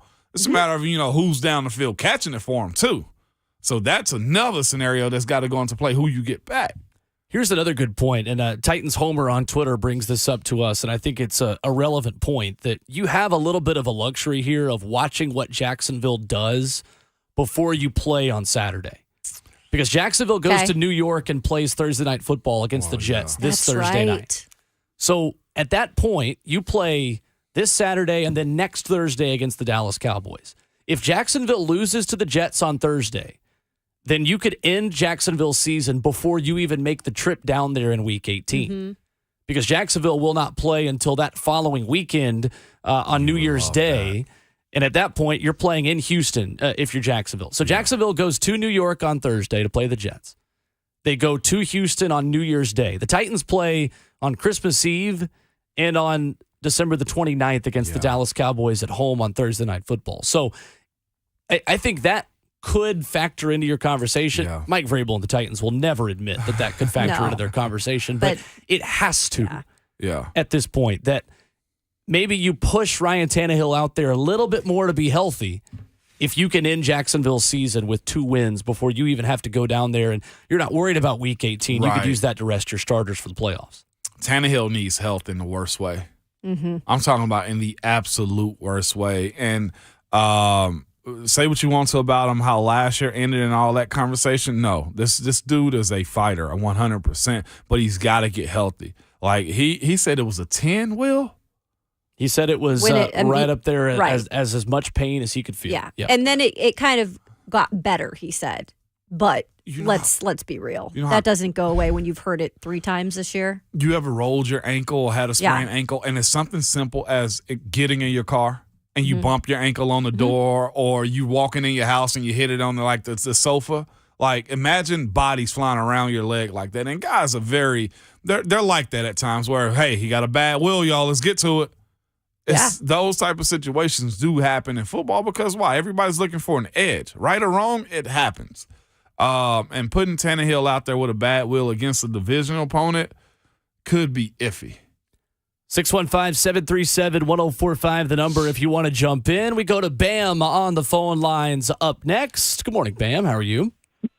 Yo, good morning, fam. What's good? Good morning. Hey. Ramon, I'm trying my best, man. I hear it. Sound like Bayard. Man, bro, that's how, because, man, if we the fans are this emotional, I can only imagine how them guys feel, man. Points about yesterday, defense stepped up even with some guys off the street. Man, it was a winnable game. I ain't gonna lie. I thought it was gonna be another blowout. You know what I'm saying? Yeah. I think our choices are just like, good God, man, we got to make better choices. Now, I don't care what nobody say, and I'll be the first one to eat my words from Ryan in January. That dude outside of Henry is the toughest dude on this team, man. I just knew when he went in that when the tent yesterday and they carted him out, I'm like, oh, we're done. Yeah. But to see him come back out, bro, dude is like Rocky Balboa, man. You know how in all the Rocky movies, Rocky is getting toe up, but then he just find a way to get up and win. You know what I'm saying? Mm-hmm. I think what needs to happen this week, if we weren't in this predicament that we're in right now, I'd say sit Tannehill. But I mean, and it's almost a 50-50 thing, man. You know, like if we get up and get a good enough lead, let him sit. You know what I'm saying? It's like a catch-22. But I woke up feeling kind of optimistic this morning. If we could just get to the playoffs, everything and everybody is 0-0. Yeah. I'm not saying we got the best chance at winning, but I am saying when you get to the playoffs, it's 0-0. You know, hopefully we can get Traylon back. I think if Traylon's in that game yesterday or Danico is in that game, where's Kyle Phillips? He's on IR. He's done for the year right now. Well, we don't know that for a fact, but probably. Yeah. Okay, I thought he was, working his way back. But anyway, with Traylon, Danico, maybe a few other bodies, Christian, we'll have a better opportunity at being more, Traylon probably would have got 40, 50 yards yesterday, which would have helped out in something else. You know what I'm saying? But, man, I'm trying. I'm really trying. These guys stress me out, bro. But, you love your team, man, but who knows, man? If we could just get through this weekend. Ramon, can you just get out there and suit up, please, Ramon? You got 2 games in you, bro. It's a young man's game, man. I'm a pass. Plus, I don't want to be rotated. Man, y'all be smooth, man. Thank you, Ben. Appreciate the call. We don't spare Ramon's feelings that much on this show. We have been spared in the locker room. No, if ain't getting it done on a day, we're like, nah, Ramon, you were crap. No, we're just joking. Straight up. That's why I was just like, Vrabel got a heart out here today, man. Or maybe he just realized that comment maybe have been with him saying he didn't want his players thinking they did. He was going to pull them if they had a bad play. Was that him really saying, I know I ain't got much to work with, so let me not just beat them down? That's kind of what I'm thinking. That's what you're thinking. Here was the real show yesterday. Was every time the camera went to Mike Vrabel, and it was on him at least 24 times. Yeah. The man was completely exasperated. Yeah. For this reason, there's no players left. No. Of the quality that he needs to win a division. They're not there. They're injured. They're out. Or they're not on this roster. I think they made the comment like, oh, there's Mike Vrabel going out again to check on a player. Yeah, they like did. The amount of times he's done that this season, it's incredible. It is. And not in a good way. More of your reaction on the other side at 615-737-1045. We'll get to Austin and Cody on the other side on Ramon, Kayla, and Will. 1045 The Zone.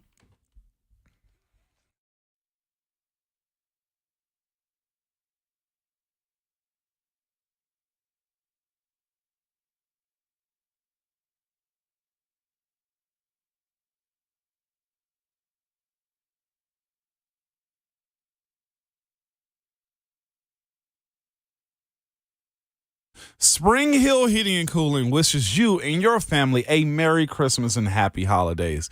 I want to remind you that Spring Hill Heating and Cooling is always here for you. So if you're having an issue with your heating or think there is a problem, call them now. Don't wait until Christmas Eve or wake up on Christmas morning with no heat and all of a sudden you have an emergency.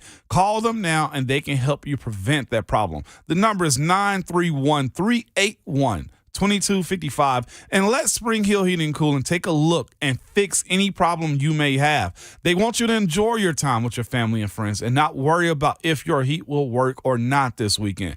Don't wait until there is an emergency. Call Spring Hill Heating and Cooling at 931-381-2255.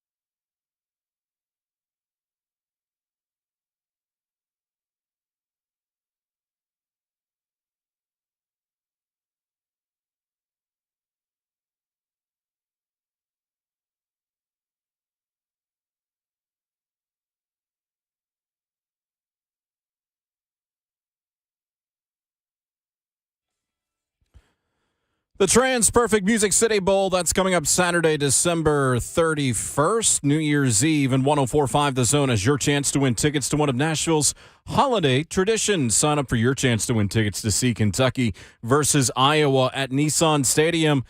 Sign up by going to 1045thezone.com. It's Ramon, Kayla, and Will, powered by All Four Seasons Garage Doors, right here at 1045 The Zone with Ramon Foster and Kayla Anderson. I'm Will Bowling.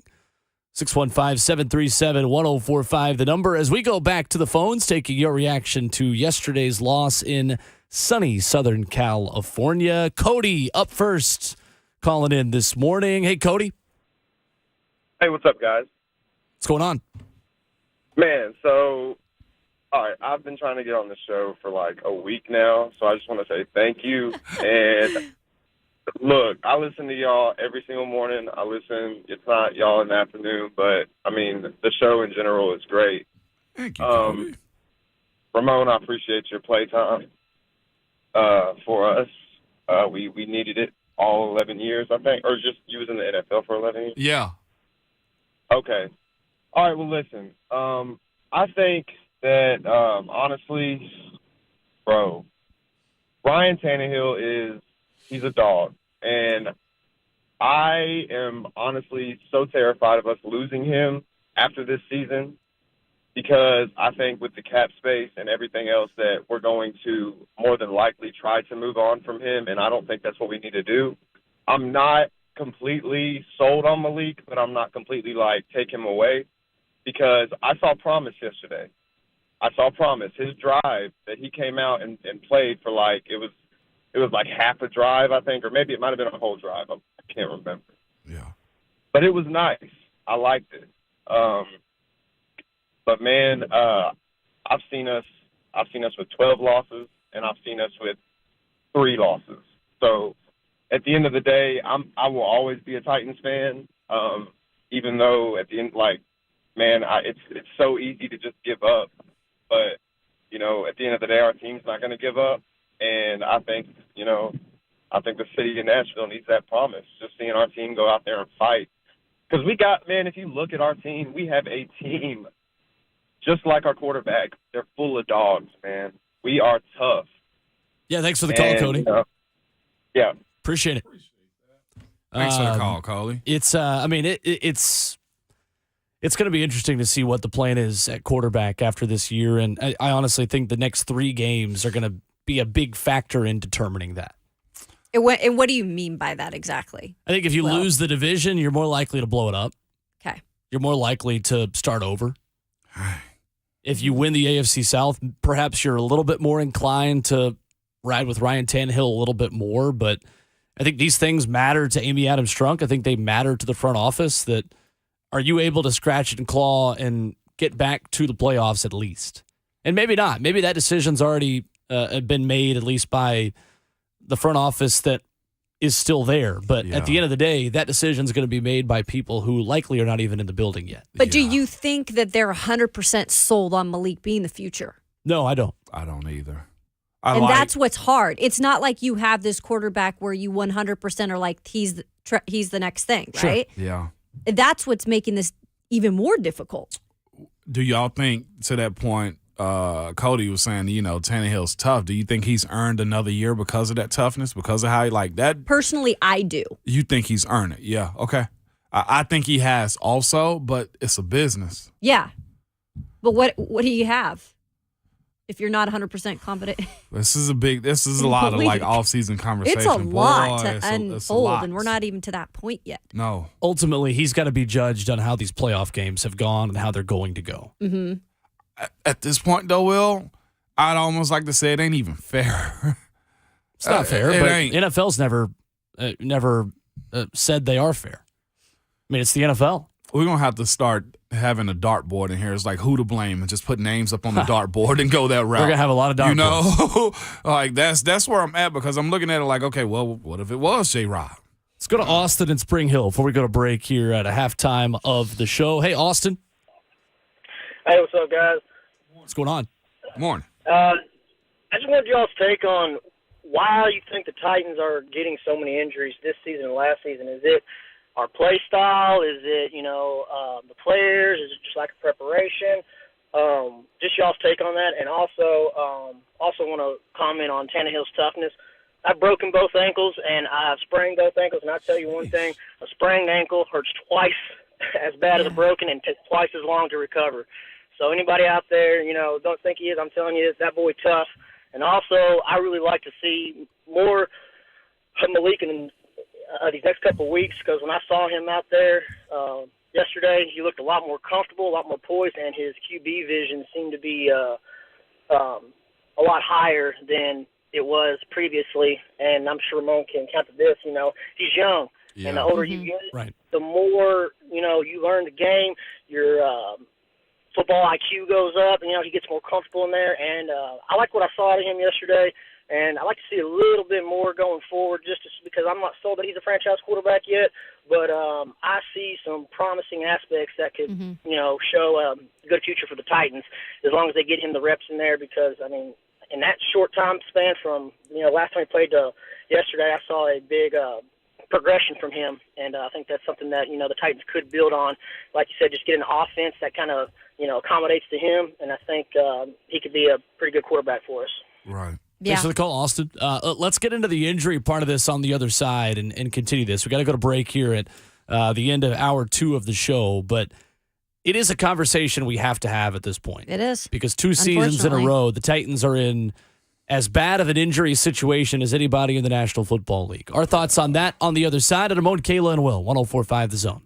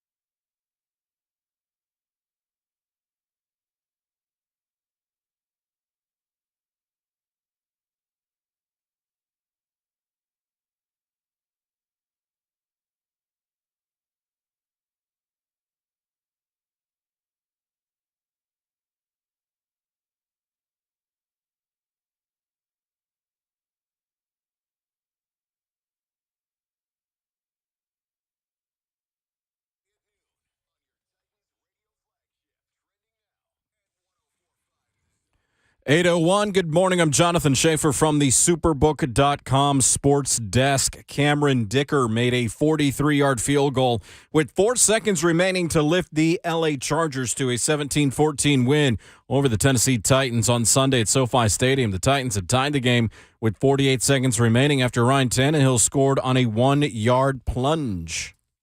Either side. Raider motions into the backfield. Tannehill sneaks. They push him. Touchdown! Titans! Chargers responded by going 52 yards on 6 plays, including a 35-yard reception by leaping Mike Williams, helped set up the game-winning kick. Titans defense played valiantly, actually got 2 takeaways, intercepting Justin Herbert twice, though Herbert did throw for 313 yards. Meanwhile, Derrick Henry, 104 yards rushing with a touchdown, 59 yards receiving. He eclipsed the 8,000-yard rushing mark for his career. Ryan Tannehill, who re-injured his ankle earlier in the game, but returned to finish it, went 15 of 22 for 165 yards with an INT and a rushing score. The Titans lost their 4th in a row, fell to 7-7. They are only 1 game ahead of the Jacksonville Jaguars, who defeated the Dallas Cowboys 40-34 in overtime on a walk-off pick 6. Sunday Night Football, it was the New York Giants over Washington 20-12. Monday Night Football, which you can hear on the Zone, Rams at Packers 7:15 will be the kickoff. And to the World Cup, Argentina won in penalty kicks over France 4-2 after they played to a scintillating 3-3 draw. For Argentina, their 3rd World Cup. For all your foundation repair and waterproofing needs, visit USSTN.com. Breaking news at once on your Over the Titans and the Vols. This is 104.5 The Zone.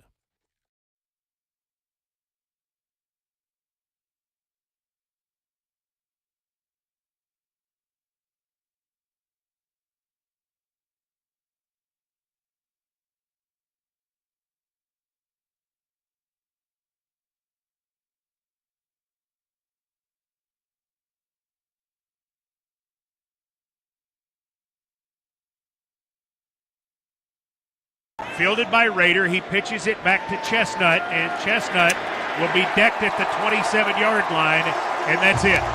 The Los Angeles Chargers have scored with 4 seconds to go to beat the Tennessee Titans 17-14 at SoFi Stadium. Monday edition of Ramon, Kayla, and Will, powered by All Four Seasons Garage Doors. No, he can't play left tackle, but he can do 2 more hours of radio show on Monday. Quit asking him. 11-year NFL veteran Ramon Foster, the Big J journalist Kayla Anderson, and the best, not second best, the best producer in the world, Jonathan Schaefer, because we only settle for the best here. The best producer in the world! Of the world, Craig. The world. 615-737-1045 our number. I'm Will Bowling. More of your phone calls coming up. John Glennon in hour 4 at 9:20 reacts to the Titans' loss. In the injury situation, continues to be a talking point. Ryan Tannehill goes down, comes back in, but it would be easier to tell you which players did not get hurt yesterday for the Titans. It would be. The Tannehill's definitely the most devastating of them all to me. But he came back. He did. Nate worries me a little bit, especially coming up on this somewhat short week. And you even getting special teams. Radins also. It was the left knee for him, I think, if I'm not mistaken. It's just injuries on top of situation, on top of injuries, on top of situations. It's like with a loss, like 4 losses in a row. That's bad business, man. I hate that for this group, and I'm sure there's a lot of sulking going on right now trying to figure this out. Yeah, and it's also depth players, because once the depth players go, what else do you have? I know. Because these guys, for right now, these starters, they're not available. No. So you had Terrence Mitchell go down. He's been a depth player in the secondary where they've had major injuries and guys, not being available. I don't know did Dylan Cole come back? Yes. He did come back. He did come back. Yeah, came back in the game after his early injury, and then Jack Gibbons ended up playing most of the final snaps anyway. Yeah. Cole went out, came back in, and then we didn't see him a lot down the stretch in this one. Mm-hmm. Ended up being a lot of Jack Gibbons along with Monty Rice. Monty Rice, who I think continues to be a pretty decent player for this defense right now. Yeah. He's had 3 good weeks. Yeah. But at this point, why are the Titans consistently dealing with injuries more than anybody else in the NFL? 2 years in a row. We saw camp, right? We all did to some extent. it wasn't crazy as far as just banging. Like we did joint practices with people, and they just told us, like, man, you dudes are like crazy here. Like, what are y'all doing? I didn't see that at the Titans practice. Vrabel takes care of his guys, is what I'm saying, which is most important. And for me, I was just thinking to myself, like, are they ramping up too fast? Is it too physical of play that they're playing? Like that, all these things to me is football, but I don't know how to like summarize why they are having these injuries. I would love to say, well, hey, they play physical. Well, so does San Francisco 49ers. Baltimore run the ball a whole lot. There's a lot of different situations. Maybe it's the type of play. I don't know. I really can't pinpoint it. That's what's so frustrating, I think, for fans, especially to see their players going down every single week in games. I mean, it's 2 to 3 players, okay, in every single game. I'm actually going to go back, if I have time this week, I'm going to go log every single injury that's happened in the game this year because I'm going to be fascinated to see what that looks like, okay? But here you look at moving forward, you've seen the changes with John Robinson. Yeah. To me, no matter if it's the training staff or not, you have to make some sort of a change because you're still going to have those questions. Yeah. Right? Yeah, you 2 are. seasons in a row with this amount of injuries, I just feel like you have to do something. There has to be a deep dive. Yeah. And I think they're using the catapult or GPS systems in practice where they're tracking guys' movement. If they're not, that can be an issue. That was something that we ended up doing a little bit was, okay, we're going to put GPS trackers on guys. See how much you're running. What's your upload, download? Like there's a bunch of stuff that goes into it. How much are you resting? Those are components of like sports now that has to come into play. Like are guys resting when they go home? What are they actually doing? Like there's so many things that go into it to where it has to be one of the first things that they address in the offseason is, okay, where are we as a medical staff and as a team? Mm-hmm. Because any coach would be like, I want to coach, but I want to coach the players that I actually went through camp with and I actually know. The in and out of the lineup and this many guys on a roster is a big old issue for this team. And I think the physical play does play into it. I mean, this is a team that is built on hard nose. We're physical. Yeah. And at some point you maybe think, does that kind of play into that style of play into somewhat of what is happening with the injuries? I don't think you can completely throw that out. No, you can't. It's got to be a conversation for sure. Somebody's going to ask it at least at the combine. The result is what it is. And Kayla, you're 100% right in the way you framed that, in that you still have to make changes regardless of who takes the most blame or who doesn't. Yep. Yeah. And ultimately, the more this continues to happen, the more Mike Vrabel is the one who's held accountable for it. Because ultimately, he is the one who is held accountable for how that team practices, the way they prepare to play games, and the result on the field as it comes to the final record and the score of any given game. What happens on that field is his responsibility right now. Yep. Because Amy Adams-Strunk has clearly told all of us and everybody in that building that Mike Vrabel is the most to credit for their success. Mm-hmm. Well, now that John Robinson isn't there, it's his show for the rest of this year. And moving forward, it's going to be more of his show than it probably has been in the past. It's up to him to fix it. Yeah. What is on the field, what isn't working from a personnel perspective. And the injuries have become a personnel problem because you cannot continue to be the outlier in the NFL and meet your goals and go from good to great like this franchise is still trying to do. Yeah. And the thing is this, though, too, when you look at the roster and where it is now, you say, okay, we fixed the injuries, but how many spots do we have to fix those injuries at, too? Amani Hooker's been in and out. You look at the Nico situation. Jeff's dealing with a bad will. Bud's been in and out. Harold's coming back off an ACL. How do you – like, that's the other question is my hope for Harold is Harold takes his time with this, gets all the way back. I don't want to speak about Harold in the spring. I don't really want to have a deep conversation about what he looks like because unless he's on that field at 100% and he says, man, I can't tell the difference in my left or my right leg, then it's irrelevant at that point. Because to rush him back out there because he's a body that we hadn't seen in a while, I think would be full-on neglect. I hope it is not one of those situations where he gets rushed back out and then there's another injury, whether it be a back because you're overcompensating on one side or another. You see what I'm saying? Like we've seen this happen before. whatever the new method is, it's got to be 100% Yeah. all the way moving forward. This is a really big point of emphasis. It just, you have to take a deep dive into it, like we've all mentioned. I mean, it has to be something that Amy says, look, we can't overlook this. No. This has got to be something that's up there in terms of things we need to fix.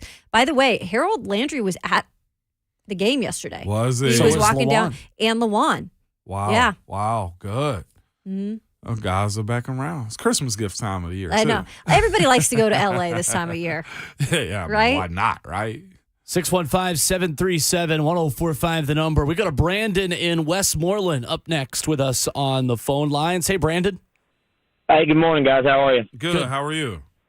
Doing well, thank you. Hey, so check it out. So this is the truth, and sometimes the truth is going to hurt, but check it out. Who cares about the AFC South title? Because once we get it, if we get it, the way we're playing now, we're one and done in the playoffs. It's a wash. Who cares about it? I don't care about it. Yeah. We don't need to care about it. What needs to happen, first and foremost, offensive coordinator, he needs to go now. Set the example.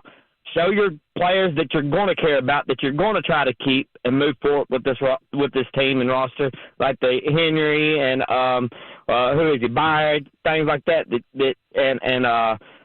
Big Jeff. Mm-hmm. Let them know that you're setting an example and you're taking care of them guys, because I guarantee you, them guys are getting tired of it. We don't care about just getting an AFC South title. We want a Super Bowl. You got to get rid of the trouble now. Yeah. Thanks for the call, Brandon. Oh man, I'm frustrated. Yeah, I hear it. I get it. I hear it. Appreciate the call. And he's right. Wow. I don't know what these individual players are really thinking, the frustrations that they're going through when seeing that this thing is happening game in and game out. You know what? It's kind of refreshing to kind of hear a fan base kind of say this now, though. It's like, okay, the South, okay, that's cool. Mm-hmm. I got my shirts the last few years. I got my hat the last few years. We bragged about the Colts not getting it. We got it. Everybody else around us sucked. And I think it's okay for a fan base to actually be in this world, though.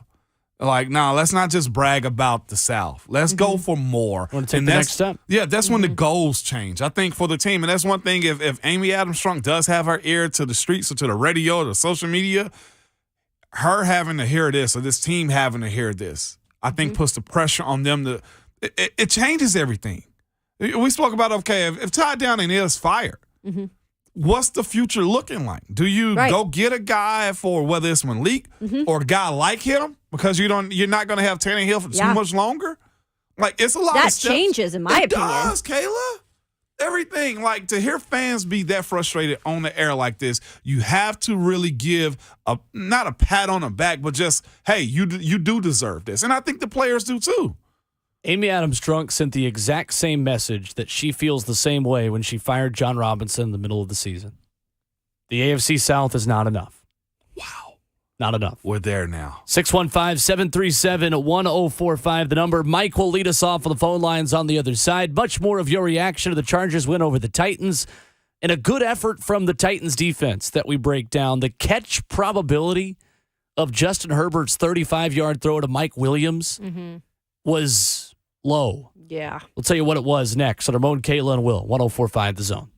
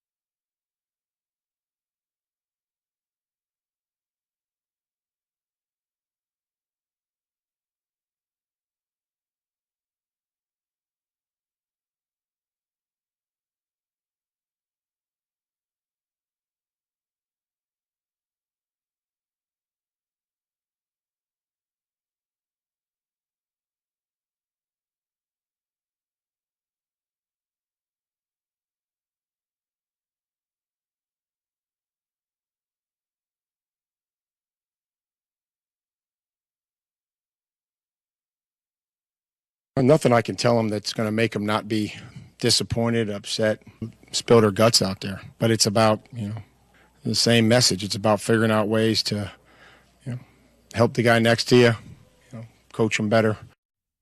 There's Mike Vrabel post-game recapping a 17-14 win for the LA Chargers over the Tennessee Titans, back at 7-7 with a big Christmas Eve showdown against the Houston Texans looming. Today, a Reaction Monday, though, as we take your phone calls at 615-737-1045 on our own Kayla and Will, powered by All Four Seasons Garage Doors. And hey, it could be worse. You could be a Colts fan. Oh, my goodness. The Indianapolis Colts. Doesn't matter. Jonathan Taylor now likely done for the season, according to Ian Rappaport this morning on Good Morning Football on NFL Network. And is this your king? Yeah, remember all those people jumping on Jonathan Taylor beginning of the season, disregarding Derrick Henry, saying, Jonathan Taylor, rushing king. Yo, he's not even in the top 10. Yeah. The guy's been injured all season. Nothing against Jonathan Taylor as a person or honestly a player because he's shown at times. But these people that continue to have fascination, the national media that continue to have fascination with the Indianapolis Colts and their personnel, it's so funny to me. Hilarious. One of those things, one of those fascinating points was the fact that the NFL even said it's the first time in NFL history a coach with the last name Saturday plays on Saturday. I was like, we're really doing this? What is this, preschool? Are we getting like a star because of this? But you're right. Like, that goes into the Jonathan Taylor conversation goes into the don't be so quick to crown. I know a quarterback that got a whole lot of flack by saying, hey, I don't want to say he's going to be the next great star. Give me 3 years, and I'll see what it looks like then. Oh, you're just a hater. No. Sometimes it takes time to see what the guy is going to be like in a starter. What is he like in year one? Then when people adjust to him, and then they readjust, can you do the same things? With Jonathan Taylor's situation, whether it was the coach, whether it was ownership or not, he's not in that conversation with Derrick anymore. No. It's like when people get on us for either having or not having a take like early on, right?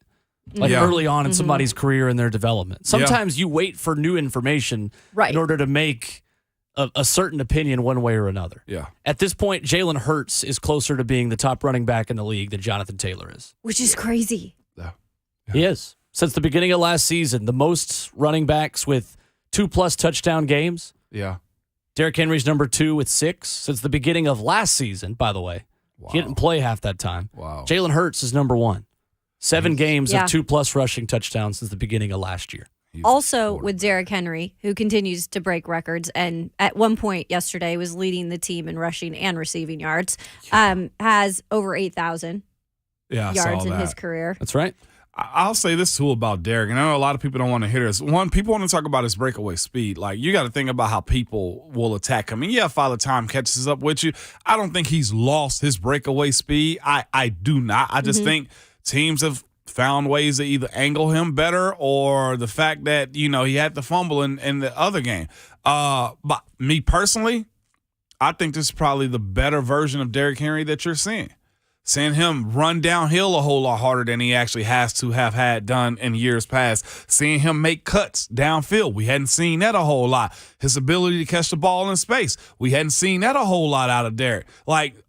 Me personally, I think he's become a better pro running back this year than any other year he's absolutely had. The challenges that he's faced because of what this offense is, the switching the offensive line, having to change bodies up front, Derrick's going to get it, and Derrick is still turning off 4 or 5 yards a carry.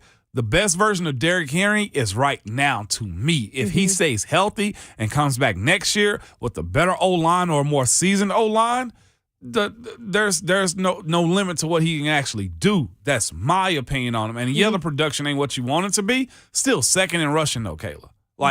This is huge for a guy that is going to get the ball. He's running violently downhill. Yeah. Yeah. And he's coming off of a foot injury. Yeah.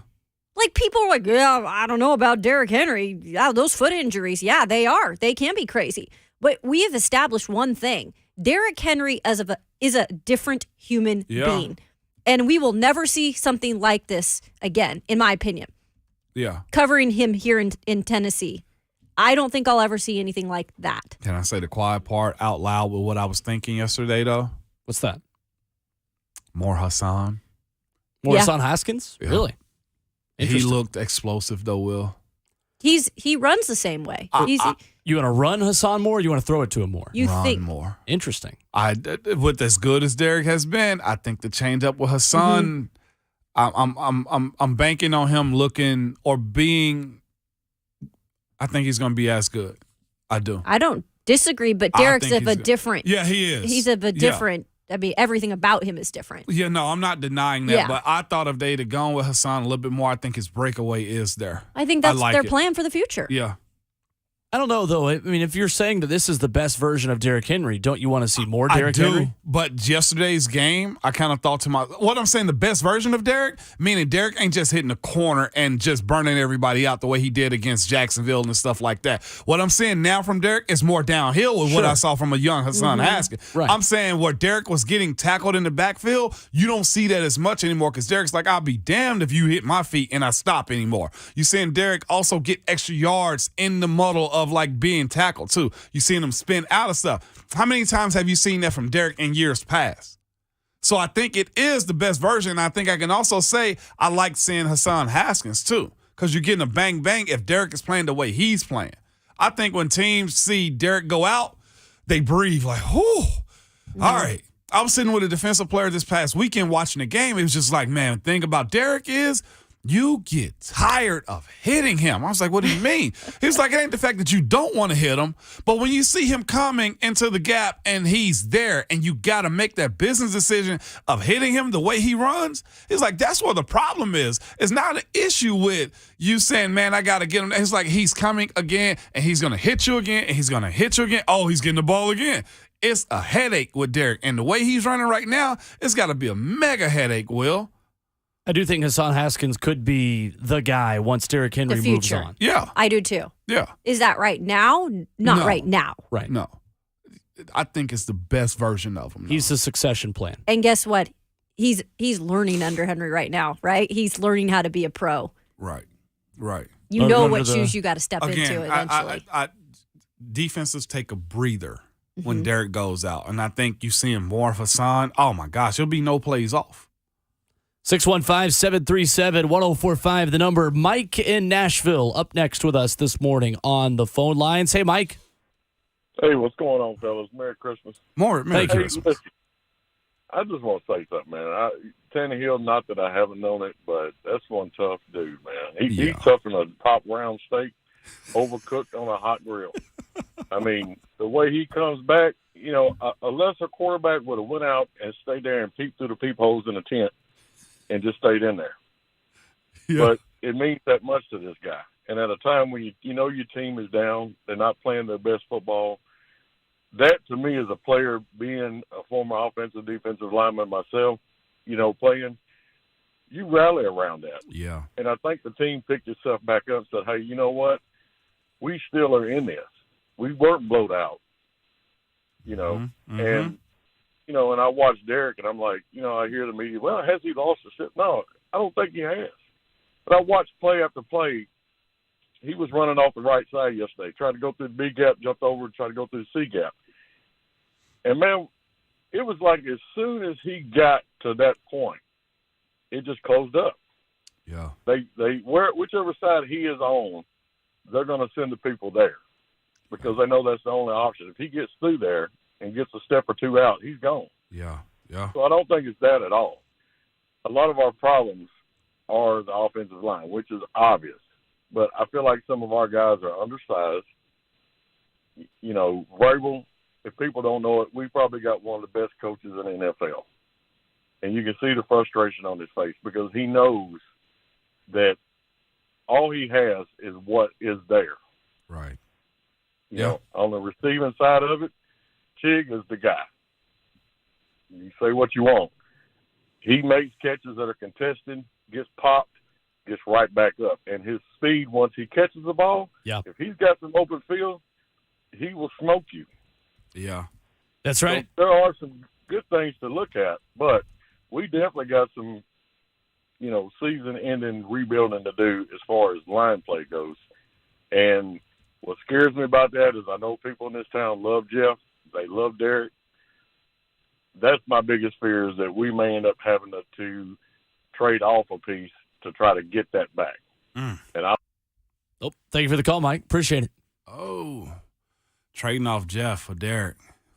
That's different. You're more likely to build around Jeffrey Simmons than you are Derrick Henry. Yep. No doubt. Yep. This offense has too many issues, and Jeffrey Simmons raises the level of enough guys around him on that defense. Yeah.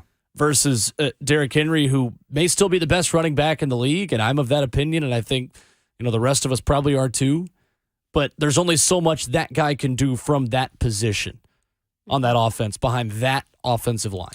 Yeah, and still churn out 100 yards yesterday too. And that's going to be the question of the offseason is, can you build around Derrick Henry enough to justify paying as much as you are to get a 70% version of him? Because without the right offensive line or without the right weapons on the outside, you're not getting a Derrick Henry that's worth $12 million. Yeah. You're not getting a $13 million. You're getting a running back that probably deserves less than that because you can't justify paying him that if he can't be a factor, which isn't really his fault. It's the fault of the guys that aren't blocking in front of him. Yeah, or the scheme of it all too. Like I said, on the counter play that I saw Brewer run, it was a front side pull for him, and you can tell it was something new for him or something they had been working on. It seems like, because when Brewer pulled and Derrick hit that run off the left side, it had to be for like 8 or 9 yards. You see Brewer get hyped because he missed that block last week. Remember I brought that up? Yeah, and Derrick, he was yelling. Yeah. And I was just like, so they're getting it now. And you're right, though, Will, but it's so many. I think there's other questions to be asked around that, too, if you want to build this offense around Derrick again, or is Derrick going to be good enough to continue to build it around this? Okay, well, where else are you going to go get help, too? Like, Traylon, good. Chig, good.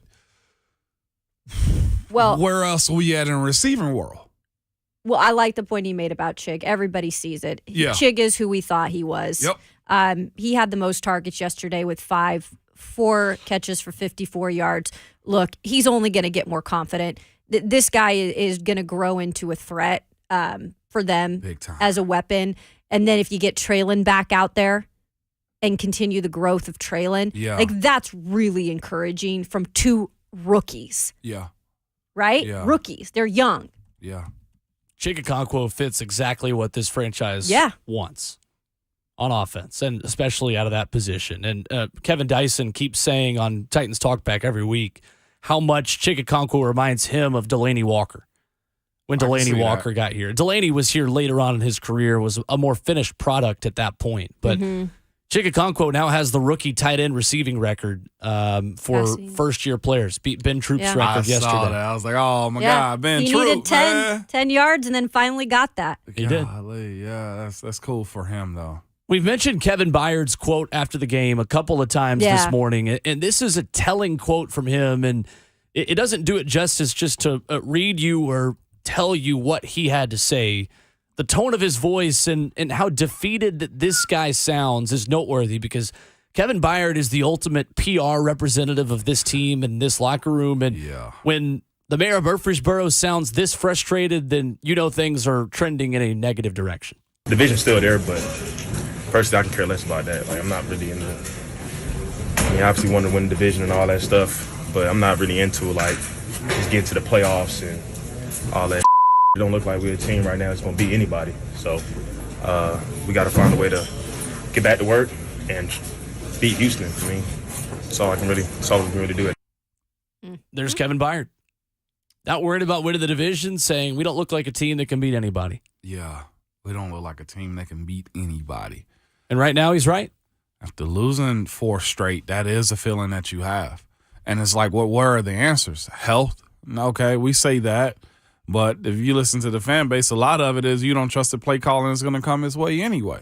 Like if Traylon does come back, and you're dealing with also the handicap at left tackle that you got to deal with, or left guard on certain plays.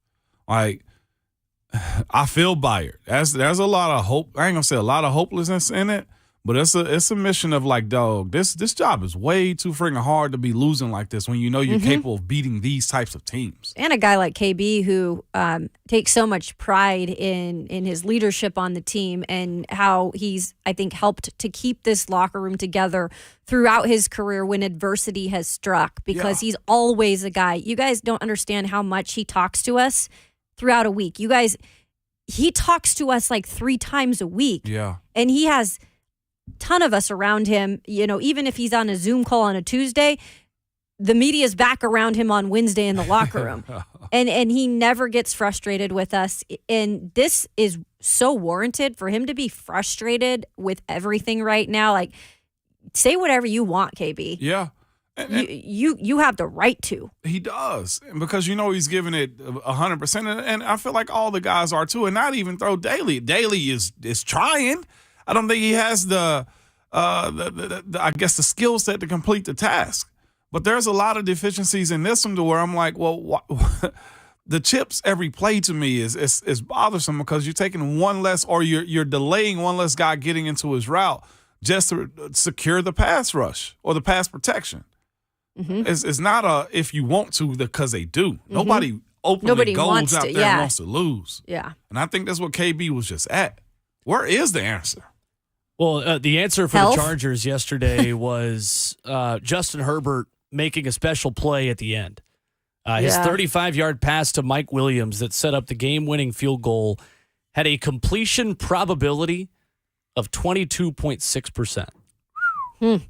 Along the sidelines, on the run, the speed at the throw was 14.5 miles per hour. Yeah. The target separation was under a yard, 0.8 yards. And the sideline separation for Mike Williams was 0.7 yards. I thought initially he stepped out. I thought so too. You did too? I was waiting for the flag for illegal touching. I thought his left foot was out, then he came back in. Yeah. Because he was drifting, and the ball didn't get thrown inside. It was still down the sideline. It was as perfect of a throw as you can make in a moment like that. The arm talent is special. And I'll tell you what, for the people that are critical of Ryan Tannehill today, I think you've got to first acknowledge his toughness. I think you've got to take a deep breath and realize that Ryan Tannehill is not the issue with this team, but I get some of the frustration when you watch a quarterback like that make a throw like that. It's not his, but that's not Tannehill, though. It's not Tannehill's fault. It's not who he is. These are the new generations of quarterback. Okay. So it's Malik in that conversation.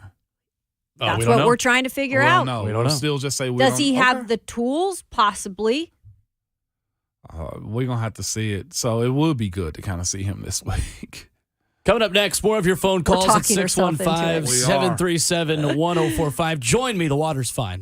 We get into more of your reaction. We'll get to Ricky on the phone lines on the other side and take a closer look at the win probability for Jacksonville, trailing by 17 in the third quarter, and the comeback that has put the AFC South completely up for grabs with 3 weeks to go. That's next. Ramon, Kayla, and Will, 104.5 The Zone.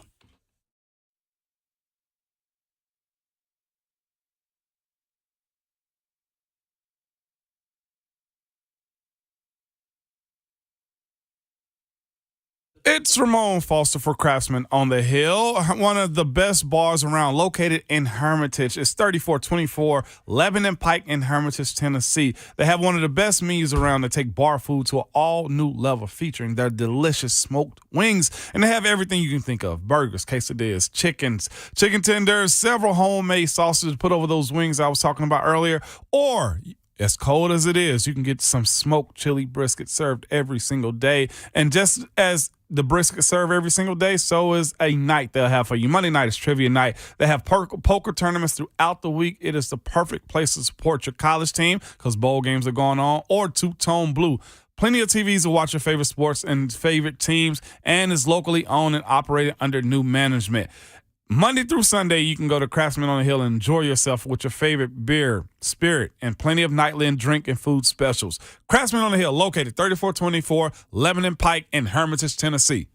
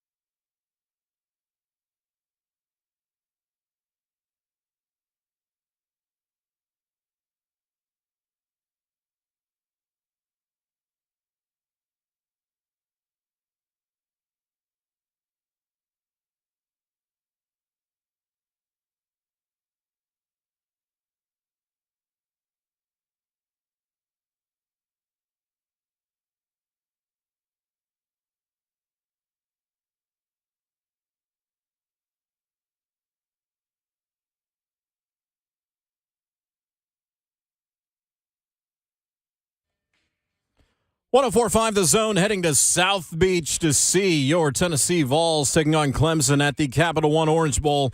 Thanks to Brentwood Hearing Center and Superbook Sports. Listen all day Friday, December 30th, as Will Bowling reports live from Miami with all the latest on the Tennessee Vols at the Orange Bowl. Thanks to Brentwood Hearing Center and Superbook Sports. Find out more at 1045thezone.com.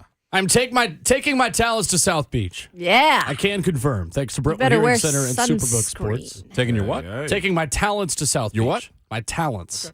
Very talented. You phenom, you.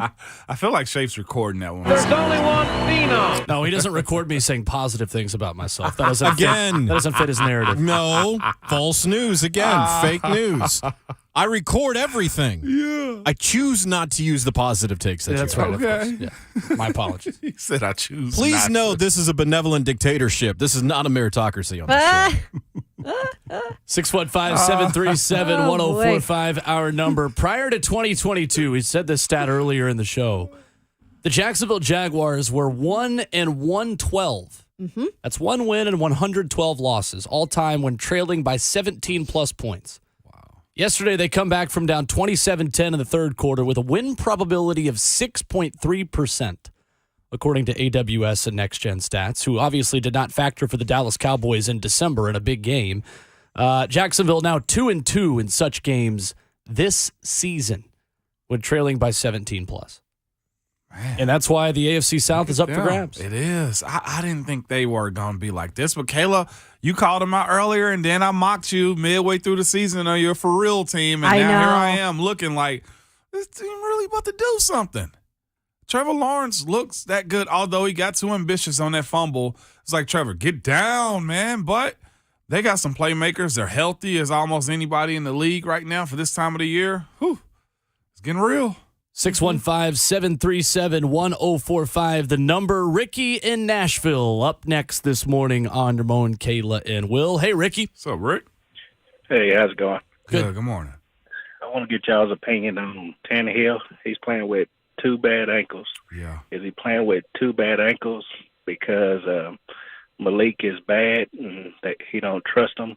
Or is he playing with two bad ankles because he's worried about Malik getting playing time and taking his job?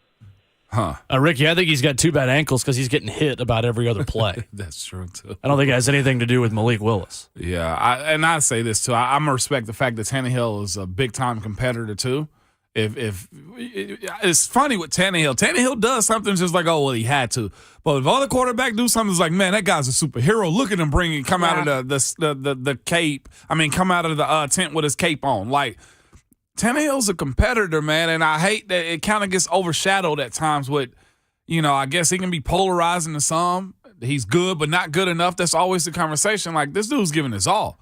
Mm-hmm. Is it Malik? I don't think he's as worried about Malik as we thought he was anymore. No, I think Tannehill knows, the future's not forever here. Yeah. And so he's right now concerned with doing as much as he can to help this team get to the playoffs, and you could see what happens from there if they get healthy. But I don't think he's worried about, how long am I going to be here? Am I going to be beat out? I don't think that's his mentality at all. And I think the reason why there's doubt or there's just not giving him the benefit of the doubt sometimes is because of just what happened at the end of last season. I think fans have gotten over it for the most part and realize this is one tough dude. But there are still there's still some out there that sits, unwell with them. That's true. Yeah, it's ridiculous to imply that Ryan Tannehill's getting hurt because Malik Willis is doing okay as the backup. Yeah. Completely irrelevant to Ryan Tannehill's health. I don't think so either way. I mean, you saw the picture, the freeze frame of his ankle when he got rolled up on the play that got him hurt in the first quarter. That was crazy. I was shocked he came back in the game. Well, I don't know how you can watch that game and criticize him for getting hurt. Nasty. That's a wild thing to say. 615-737-1045 if you got something better to say than that. We'll get to Chuck on the other side to begin the fourth quarter of the show. John Glennon as well coming up at 9:20. Much more of your reaction to the Chargers win over the Titans next. Ramon, Kayla, and Will, 1045 The Zone.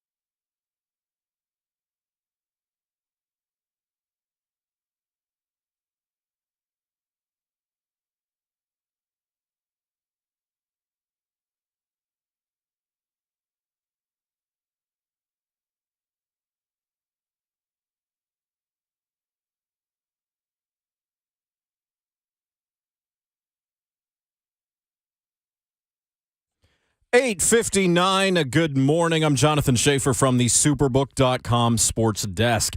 Cameron Dicker made a 43-yard field goal with 4 seconds remaining to lift the LA Chargers to a 17-14 win over the Tennessee Titans Sunday at SoFi Stadium. Titans had tied the game with 48 seconds remaining after Ryan Tannehill scored on a 1-yard sneak.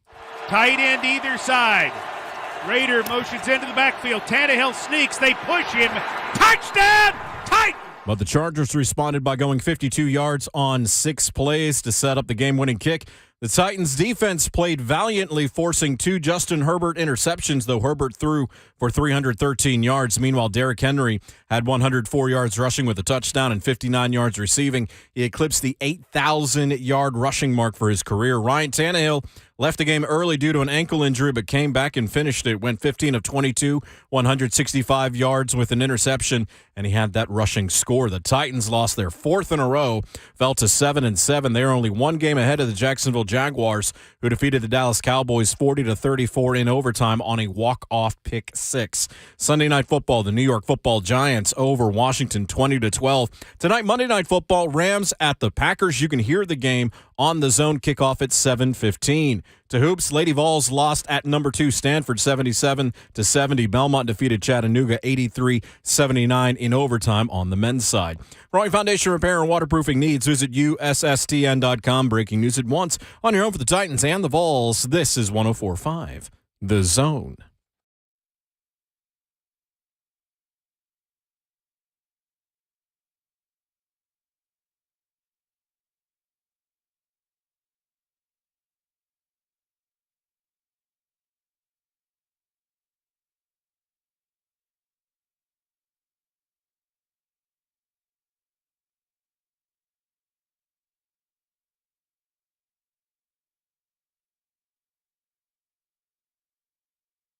Fielded by Raider, he pitches it back to Chestnut, and Chestnut will be decked at the 27-yard line, and that's it.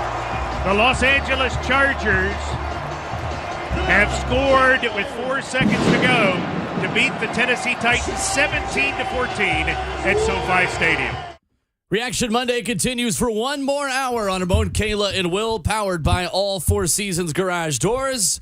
With Ramon Foster and Kayla Anderson, I'm Will Bowling. We don't settle for the 2nd or 3rd or 4th best producers in the world in this show. We only take number 1. And he's sitting right there. His name's Jonathan Schaefer. The best producer in the world! Making the show happen. 615-737-1045, the number. I'm Will Bowling. And, well, you heard the final call from Mike Keith as the Titans attempted what Scott Van Pelt calls the pitchy woo-woo on the final play of the game. It didn't work for the Tennessee Titans, but ask the Patriots how that worked out. It worked for the Las Vegas Raiders. Yeah, it did. In one of the dumbest plays I've ever seen. Per Elias Sports, Chandler Jones's game-winning fumble reception touchdown against the New England Patriots was the 3rd such game-winning touchdown as time expired in NFL history.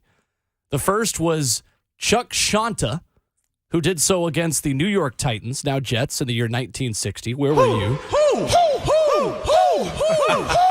Couldn't tell you. And the other one was by Oakland's Dave Casper in the Holy Roller game in 1978. That's the who goat? The Galloping Ghost. Galloping Ghost. His name was Casper. The nickname in high school. Ah. No, it wasn't. Oh.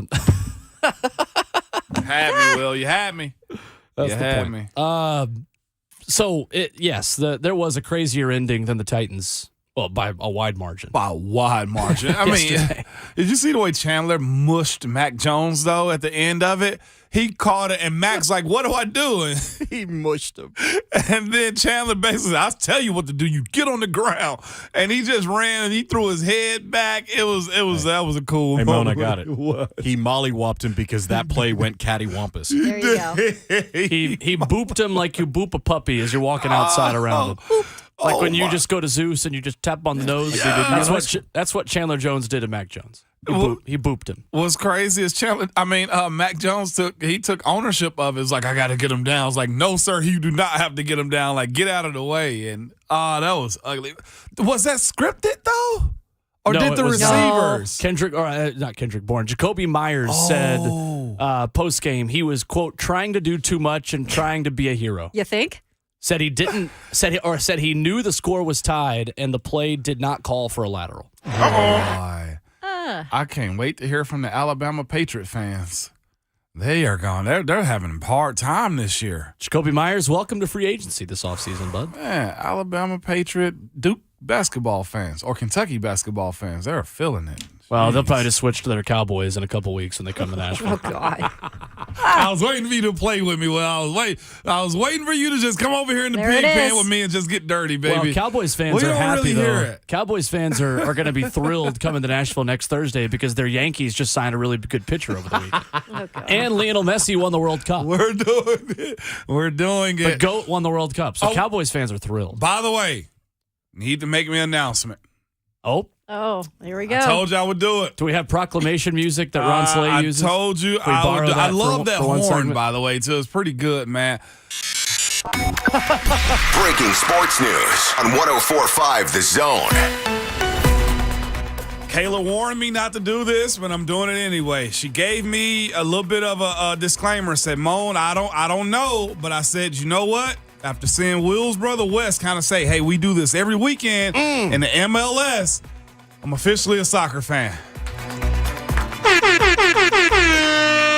Come on in, the water's fine. I'll be taking I'll be submitting my papers to different fan bases. We'll talk about this. I'm starting with weeks. Nashville Soccer Club. Hey, you guys got me. I'm in. I'll even consider season tickets at this point. Oh, wow. It was really cool. I told Will on the break, I was like, Will, me and my boys were sitting around watching this match yesterday. Like in my bedroom, I had the TV on in the room because I don't get the living room TV anymore. Okay, so I got to watch it in my own room, and I'm going crazy watching Mbappe just go insane in the last like 80 seconds. I was like, oh! I'm going out. Okay, I'm like, this is before football. Like we get a bonus sports segment. We're in there watching it. I should have taken a picture and sent it to you. You'd have been so proud as an uncle, man. You'd have been absolutely, I would. You'd have been look at the family The over there. boys. Look at the boys, man. But Kayla did say, Moan, don't get ahead of yourself. It's not like this every weekend. Just let me check. You were watching the World Cup, right? Between Argentina and France, That's right? what I was watching, Kayla. Yes, which was I phenomenal. Vamos, Like, Argentina. The best in the world. Yeah. In the world, Craig. In the world. But I'll say this about my fandom. Okay. As I take it on, don't ask me for updates on what my team did. Okay. Don't ask me who's If the you're best in, player. you're in, Moan. How many times I've gone to the games. I said I'm in, and you gained one. The soccer nation, you're +1, okay? Potentially. But you said MLS. MLS? That's different. I'm with MLS. Nashville Soccer Club. I'm with that. 100%. Don't So you're ask going to me. follow them. You're going to know what's going on throughout the whole See, season. that's a I can portion check of it in of what on I you. said. No, you can't do that, Kayla. Why not? You're in. Because I'm such a baby in this All right, thing, everyone okay? You know what this relationship is? What? Friends with benefits. Yes! That's exactly what it is. You're not really making a commitment. But you want some love. You're just kicking it. No. I'm just kicking it. He's You're basically kicking going it. to Nashville That's right. and be like, hey, we cool. We cool. Oh, boy. No. We cool. But no, I ain't going to go see your fam. No. I'm going to the games. I'm going to go see my family on the holidays. Tell you No. what. The That's haters. literally cold-blooded this is friends with benefits. Ramona's That's a great proposing way to to put Nashville it. SC. The Great way to haters and put it. losers. The haters and losers of whom there are many are sick. Hey, Will. They're so sick. Are you okay with me saying, look, Of course Nashville I'm- SC, I'm with y'all. More the merrier. But Kayla's Come on trying to over. grill me on No, the fact I'm that trying to. not true at I'm all. trying to put reality into play here look, I'm gonna be because I'm not going to do this DA thing with this like you did with soccer. SA soccer I'm not advocate doing that. Ramon Foster. I'm not doing that. Look, All right. Nashville Come SC. on, man. You ain't even have to say it. You're +1 right now. Kayla, And there's got to be many more of me out there right now. Kayla, the more you vocalize this displeasure, the more Ramon's going to dig his heels in, and now he's going to be Ramon's going to be banging the drum behind in the supporter section in Geodis Park for the first game. Now. And you know what? I'm okay then if he's there doing that for every game. Then he's in. But I can't buy right now that I'm gonna be able to come into the studio after a match and be like, so Mo, what'd you think? See, Kayla wanted she wanted to take the fandom out of me, you. Will. I got some scarves you can borrow. I was straight ahead with my feet. Now I'm staggered. Now I'm ready to run this race with Nashville SC, Kayla. You put that on me now. Hey, I got to do it. I'm glad I could light that fire. And me, you, literally and Shay. What's behind you in the log here. So the two sides of the coin here is that, no, you don't have crazy penalty shootouts and there's no extra time. And that's fine. Yeah. But you're also there in person, which is a different environment, a different atmosphere than watching it on TV and sitting on the couch. So it's like hockey, but better. So that's what I tell people is that in person, soccer watches more like hockey in person. Because when you're watching it on TV and you're zoomed in on like a fourth of the field, and you just think, oh, they're just passing around, they're just kicking it with like no context of where they are. Yeah. Once you can see in person how close they are to scoring at any given moment with like two passes, it has more meaning to it of like, okay, they're making these passes back here to set up, the long ball. And Nashville SC has the MVP of the whole league, by the way. Yeah, Hani Mukhtar is the MVP of ML. I'm telling you. Yeah, I knew that. We're gonna get you into it. I was hoping you wouldn't say his name to see if Ramon was going to. I know. Hey, who else plays for Nashville SC, Ramon? Hey, Ramon. I told you, who else plays for Nashville can't SC? question my fandom. If I'm in, What's their mascot's Well, he just name? made the announcement. SC. SC the Coyote. Tempo. That's him. Yep. Tempo. His name is Tempo. Name's Tempo. This is the most Vols Twitter This approach is to hilarious. fandom of all time. This is great. Don't question me. Don't question me. I'm belligerent, but don't question me. I told you. Where do you think we got this from? That's right. Exactly. I told y'all I'm a baby in this soccer thing, okay? Let me grow into this, Kayla. So he needs to be coddled and, Yeah, I'm going to We be need to clear something up about this group text yesterday, okay? We have to clear something up because Ramon's response, I went, man, he came back with some heat. I don't understand. Oh, All that ain't Kayla nothing. was saying was, like in a relationship, it ain't always going to be like this. Right. So then Mo's like, oh, come on, I'm a fan. Don't tell me how to fan. And I'm like, Kayla wasn't telling you how to fan. No. She was just saying, this is literally one of the greatest moments in World Cup history. You might not want to gas yourself up on this. Yeah. It would be like watching it's your first game watching Tennessee football and you see Juwan Jennings' Hail Mary catch against Georgia. You're like, oh my gosh, do they always do this? Hey, see, that's I'm why ready. I No. was, no. Just like DA, he's in. He's in. Ramon, we accept Let's go. you. The soccer community welcomes you with open I arms. can't wait to pick his brain. So, look, this is what I said, though. Will. That's the reason my message was so ready, okay, Shay? Because I knew somebody was going to challenge me. I've heard about you brass soccer How fans. did she challenge you? How did she challenge you? Because she said, remember, not every game is like that. And that was an attack on me and Nashville Soccer Club. See what he said? It's an attack. He felt attacked. I got you. That was my point. Yeah. I'm sitting back here, see? cracking my knuckles. You were attacked because Ready you to were have being this. held accountable as an adult? Love it. Y'all see, this is what happens. Y'all trying to run me off, and I'm trying to be a part of the crew. I'm trying to wear the. Hey, listen to me, man. I'm going to buy a soccer ball real soon. Ramon the victim is my favorite version I know, of Ramon right? because it's so ridiculous. DA. Oh yeah, I'm all in on DA. It was all good. Spot on Ramon invitation. The laws got into it, until 12 got involved. 3 with weeks later. No DA talk over Yeah. here. Let me guess. It was all good until we heard. Look, different type of pressure It's right a there, wrap. baby. That's a wrap. Look, I told y'all I cashed my ticket in you last did. week. I You did. got off the train. I did get off the train. Now you're getting on the world's train. So when are you going to be off the soccer train in like a week? Yeah, so how I'm quick are saying. you going to be bored of this? I'm a fan of this. Look, that is a very nice stadium over there. No, first and I'm not foremost. talking about Nashville SC. I'm talking about you What as are a soccer fan, as a supporter. It's not even a fan. It's a supporter. That's right. Look, What are you doing for Boxing Day? I'm not.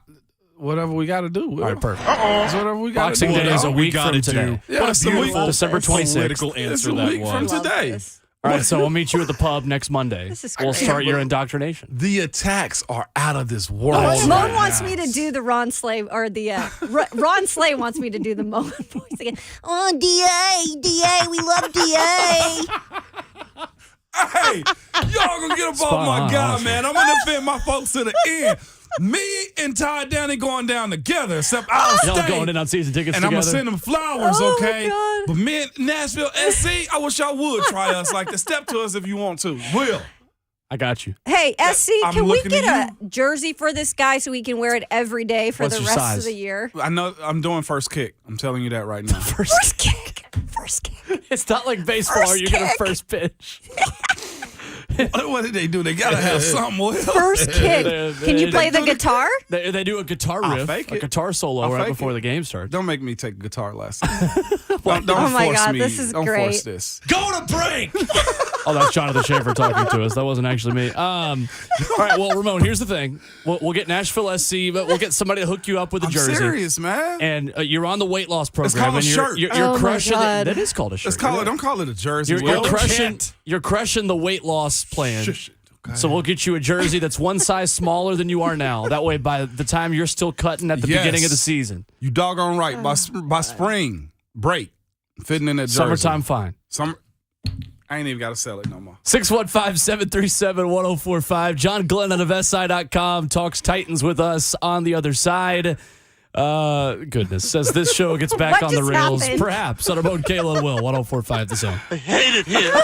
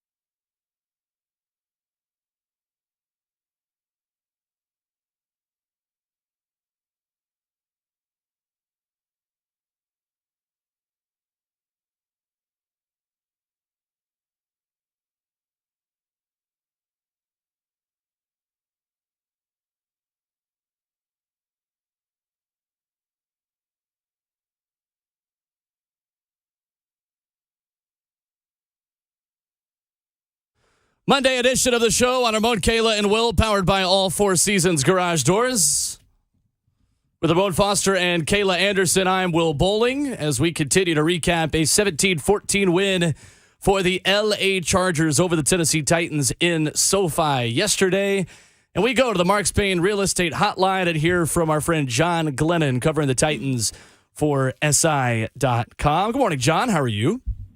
I'm doing well. How are you all? Hey, JG. We're doing all right. And I'll tell you what, another tough game for the Titans offense. The offensive line struggles again. What was your biggest takeaway from the fourth straight loss yesterday for this Titans team? Yeah, I guess we can start out with a glimmer of positive. We'll toss in a little positive in there to start out with, and that was a step up for the defense. We did see that, they'd struggled so much in terms of pressure on the quarterback, in terms of turnovers. So we saw, yesterday they put together 3 sacks and 2 turnovers. So that's a step in the right direction for the defense. Biggest takeaway, however, of course, is that this offense, continues to really struggle to put together points, and you can point to a number of reasons, but I think it generally comes back to that offensive line and just so shaky. We're seeing game after game now, Ryan Tannehill just under all kinds of pressure. Another 4 sacks yesterday, another injury that threatened to keep Tannehill out for a longer period of time. And, the second half, I thought especially for that offense, you look at those first 6 drives for the Titans offense in the second half, 4 first downs in 6 drives, 61 yards, a turnover, and 0 for 5 on third downs. It's awfully hard to win a football game doing that and scoring just 14 points overall. It certainly is. And at this point, Dylan Radins was rotated in at left tackle, had to go out with an injury. Dennis Daly comes back in. Were you surprised to see it was a straight-up rotation at that position? And what else can the Titans try to do if Dylan Radins isn't healthy? You got me Yeah. at this point. But, yeah, it was a little bit of an unusual choice. Usually it's clear, you're going to pick one person or the other to start and to play as long as possible at that left tackle spot. Perhaps what the Titans wanted to do at that left tackle spot is they wanted to give Radins a try, but they kind of wanted to hedge their bet a little bit because it's been so long since he played there in a game. So what they wanted to do was kind of give Daly the first quarter, Radins the second quarter, and then kind of pick a winner after that is kind of the sense that I got. Unfortunately, it didn't work out because of the Radins injury. But yeah, in terms of tackle, you really don't have other options. The only thing they can do right now, LaRaven Clark has been the backup behind Dennis Daly, for weeks now. And, you just kind of scratch your head and you wonder what must LaRaven Clark what must he not be showing them in practice that he can't get any type of opportunity in a game over Dennis Daly at this point? Because I think the biggest head scratcher, or one of them anyway, is you see the Titans fairly regularly giving kind of chip help to Dennis Daly at that left tackle position. But even with the chip help, he is still struggling. Guys are still going right around him. And again, and Mike Vrabel, kind of pointed this out afterwards. Dennis Daly isn't the only problem on the offensive line. We saw sacks surrendered by Brewer, by Nate Davis, among others there. But I think he's clearly the guy that stands out most on the line. So when it comes, to right now, to where this season is, are you okay with where this team is, considering the head start that they had, with now Jacksonville really chomping at the bit to kind of win the AFC South? It's a lot more nerve jangling time, I would say, now for Titans and Titans fans than it was just a few weeks ago, right? I mean, you're looking at this team was at 1.7-3. Just before that they'd won 5 games, and it was kind of the sense was where can they fit among those final seeds? Can they grab one of the top couple of seeds maybe if things broke right? And now all of a sudden you're looking to barely hold on. You're 1 game up over Jacksonville with 3 games to go. And the thing is about the Titans right now, even if the Titans win their next 2 games, Well, if the Jaguars win their next two, which is at the Jets and at Houston, very winnable games for a hot Jacksonville team, then then everything still comes down to that regular season finale in Jacksonville. Either team could win it at that point. So it's looking more and more, like it's going to come down to that last game against Jacksonville to decide the AFC South, and then I think, of course, the bigger picture that gets raised and the bigger question that gets raised a little bit too is, if we don't see much in terms of improvement in this Titans offense, how far can you really, even if they do make the playoffs, how far can you really expect them to go at that point? The other side to the offensive line, and Caleb brought up his name earlier when we were speaking about, is Keith Carter. What's his availability like as far as week to week and just answering the questions on if you got players that you're teaching the technique to and they're not doing it, why do you keep them out there? And if you are keep teaching them and they are doing it, then why isn't it work? Has that been asked to, Keith Carter in this time over this last few weeks? Yeah, he's been available. He's available every other week generally, and we've asked him questions about the development of players, and he's generally pretty candid.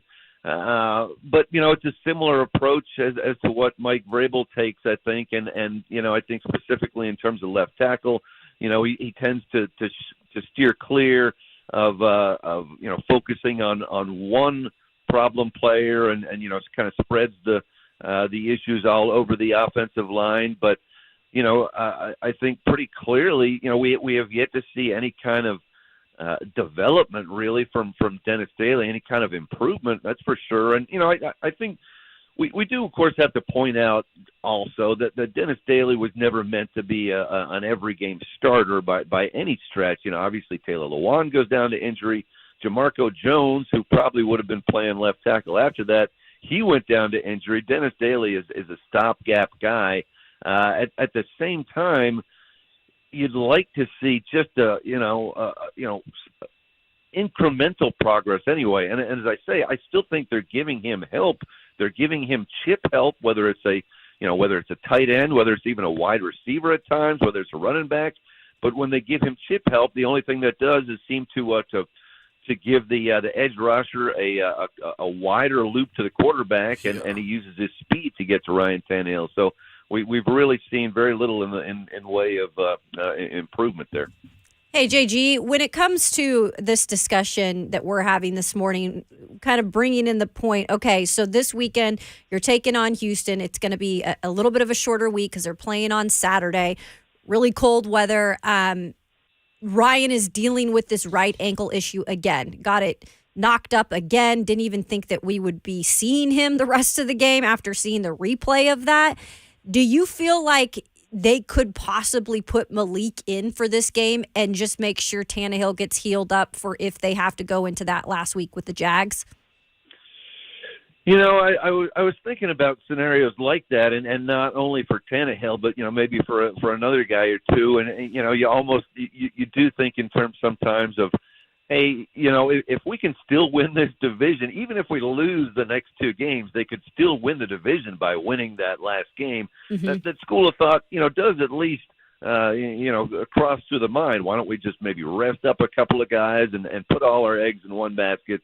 But honestly, I don't see that happening. I think the difference still, between Ryan Tannehill, even at, whether it's 70, 80%, and Malik Willis as a rookie, I think is still great enough, that the Titans feel much better about their chances of winning, with Ryan Tannehill out there, even if he's gimpy, and even if there's susceptibility to further injury. I think he goes, because you have to remember, too, that if the Jags do slip up, against either the Jets or the Texans in the next couple of weeks, and if the Titans can win their next two, both at home, against Houston and against a Dallas team that lost yesterday, there is still the possibility that they could clinch this division before they get down to Jacksonville. So it's all, based on health at this point of if they do make the playoffs, can they win that first game even, right? And that's what they've been betting on all season long, is just getting guys back. But it seems like once they get guys back, a handful go either on IR or they're getting injured in a game. Can you make sense of the injury issues for the past 2 seasons, JG, or is this just pure bad luck? I would think, a lot of it is bad luck in turn when you look at, sprains or ACLs or things like that. I don't know if you can do much about guys' ankles getting rolled up on, or ACLs getting torn.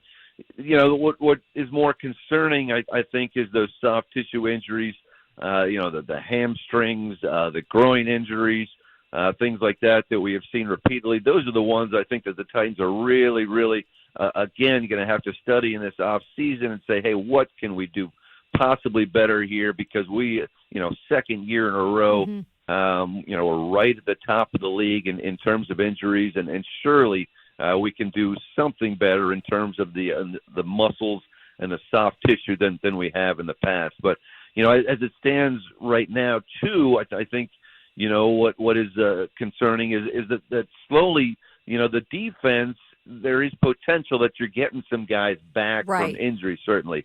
You got Danico Autry is going to be back here at some point. Zach Cunningham, the same for him. Amani Hooker situation will be similar for him as well. The concern is that on the other side of the ball, the only guy you can really look at and say, hey, this should give the guys a boost is Treylon Burks. Yeah. The all-important position for the Titans is the offensive line, and unfortunately for the Titans, ain't nobody coming back on the offensive line. That's the group that's either going to make them or break them over these last 3 weeks, I think. John Glennon with us this morning on Ramon, Kayla, and Will. John, we played Kevin Byard's quote after the game in the locker room talking about not caring about the division and saying we're not going to really beat anybody the way we're playing right now. Were you surprised to hear him be that blunt after the game, considering kind of the way he typically answers questions like that, maybe a little bit more diplomatically?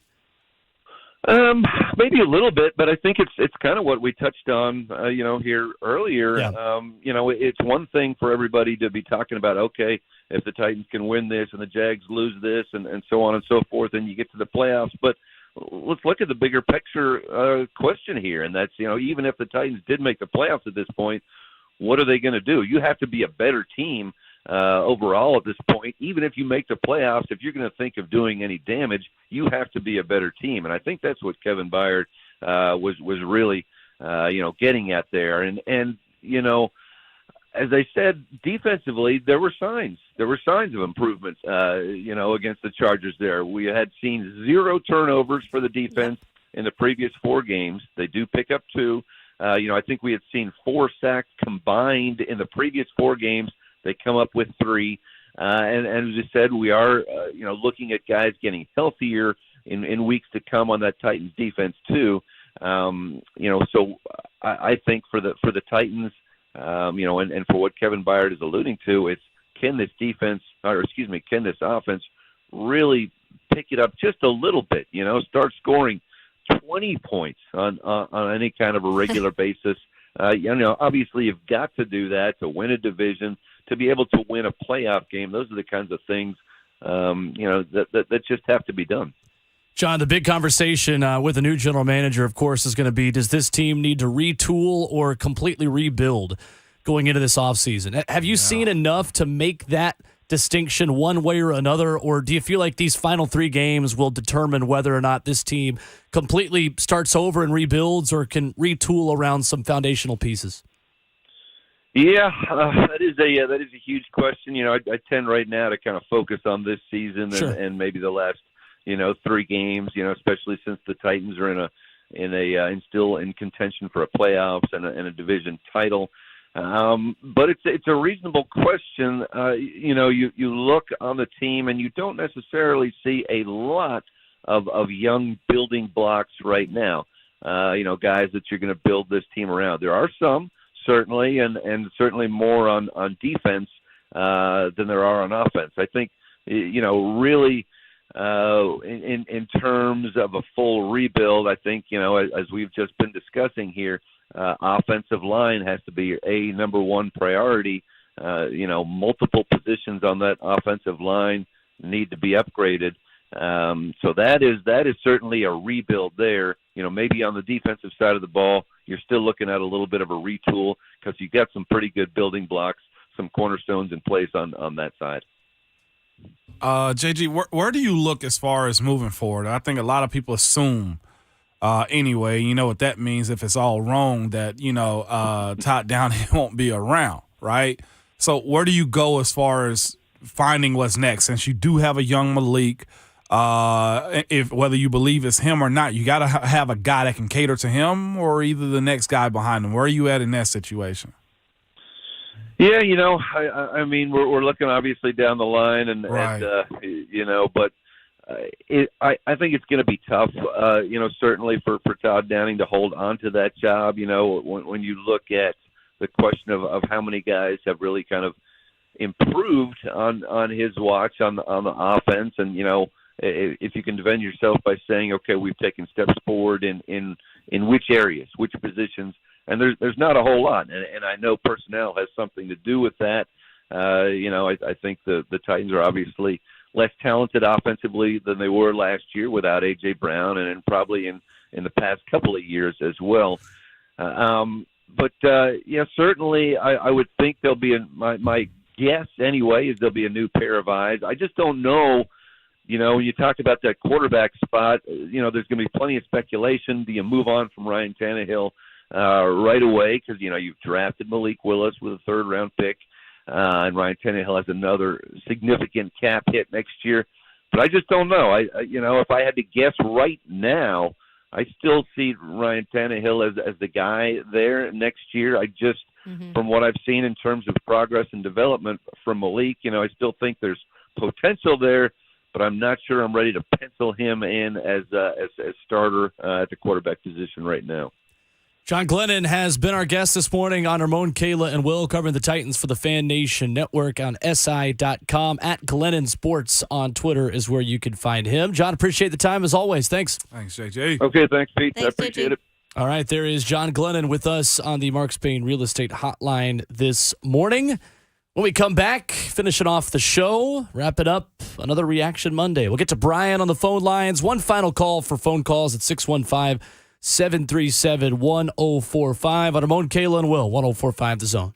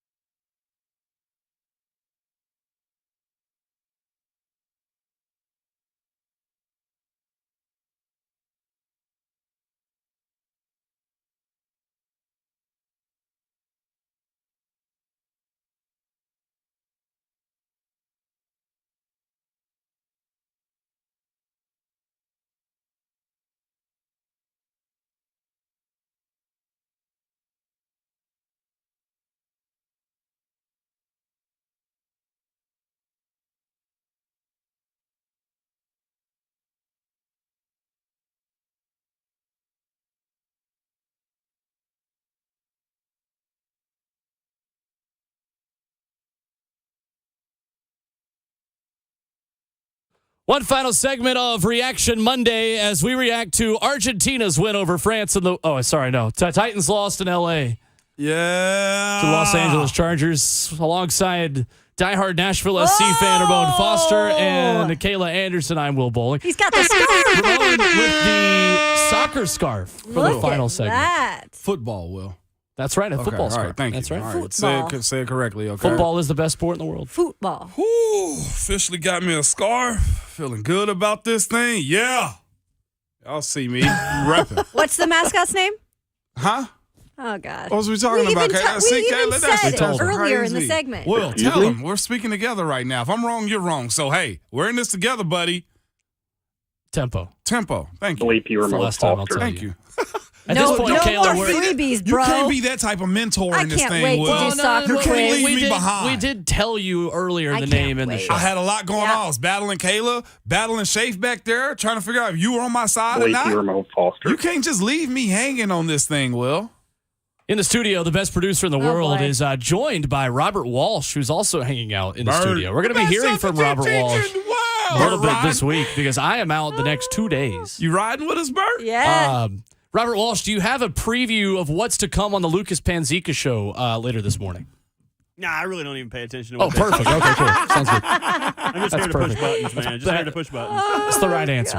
You delivered that just how we rehearsed it in the break, so thank you. Yeah, anytime. funny. Thank you. Man, Go go Hey, get man, I'm y'all. just here to push buttons. Wait, that was Schaefer? I was Shafe that time. Okay, let's stop it. It was not that ambiguous. That You was could that definitely tell. I don't sound like a caricature. I can't tell the difference. I'm not back here wearing overalls every day. I'm not from North Kakalaki. I don't have some beach nut in my lip right now. God. You might actually have some beach. Oh, It shit. would not surprise me. That's great. Schaefer, can you can I make a humble request? Not while you're Humble out. request. Can, that doesn't mean we're going to honor it. For a soundbite of Slay's laugh and Robert Walsh's laugh spliced one after another. Well, I mean, I can basically do that right now. That's what I'm saying. I don't have like a I don't laugh like through my nose. Actually, you do now. I 950. Oh no! He got me. He can't keep getting away with it. He can't keep getting away with it. Somebody has to stop him. Every time Schaefer gets us recorded something we don't want to say, I'm just I know. Jesse Pinkman talking about Walter White. He can't keep getting away with it. Seriously, like, welcome to the Terror Dome every day with Shafe. Right? Let's go to Brian in Nashville on the phone lines. Up next as we wrap up the Titans conversation this morning. What's going on, Brian? Good morning. Good morning. How Morning. y'all doing today? Good, Brian. morning. All right, I got a comment first, and I'm gonna follow it up with a question. Now is the time to play Malik. Like it's the perfect time. The offense is struggling. Tannehill's hurt. We'll never know what we got with that draft pick unless he plays. We'll never know the future if he's going to be the future of the Titans or if we need to look elsewhere. And my question to you all is, why does Toad Downing take Derrick Henry off the field on third down, especially third and short? Yeah. At least let the man be a decoy. Yeah. At least let him be. He doesn't have to get the ball. Mm-hmm. At least let him be a decoy. Right. And also, we all know, the world knows that the O-line is struggling. We got to get rid of the ball fast, Ryan. You got to get rid of the ball fast. If it's not there, just throw it away. Yeah. Like maybe a 1 or 2 read route play. With the O-line, that's all we got is 1 or 2 reads. We don't have 4 or 5 reads with Right. the O-line. 1 or 2 reads. Yeah. Maybe some natural pick routes or something. I don't know what Todd Downing is doing, but it ain't working. Now's the time to go with Malik. Maybe he can add a spark. Maybe we can go on a run. I'm just distraught, y'all. I'm upset. It shouldn't be going this way. I know we could be better with just the coaching. We could be better. And that's all I got. I'm out. Let me know what y'all think about him taking King Henry off the field on third down. Thanks, Brian. Thanks, Brian. Thank y'all. He was asked about that, right? I completely agree. Yeah. Yeah, he was asked about Especially it. on short down and distances too. I don't think Derek needs a breather in those moments right there. Derek is falling forward for 2 yards. You know? Someone said that I didn't see it, but Derek was very frustrated on the sideline. There was like a shot of him on the sideline. Yep. Mike Keith said that on Titans radio. He did. I heard him say that one. Yeah, Kayla.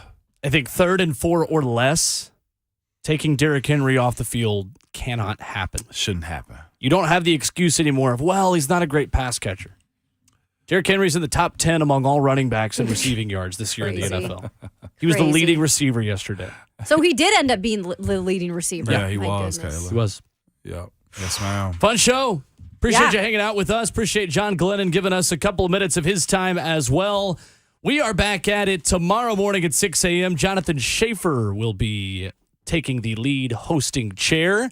And maybe Ramon Foster will pick some other teams to support by the time I get back on Thursday. What a supporter he Who's is. to say? He's such a good supporter, No, isn't other he? soccer teams to support. I'm giving you credit. Okay. Yeah. No, I got Broaden my your one horizons. MLS team. All right. I got my one. Well, He's going to do the first kick. Oh, perfect. Yeah. I see there's a lot of mockery going on today.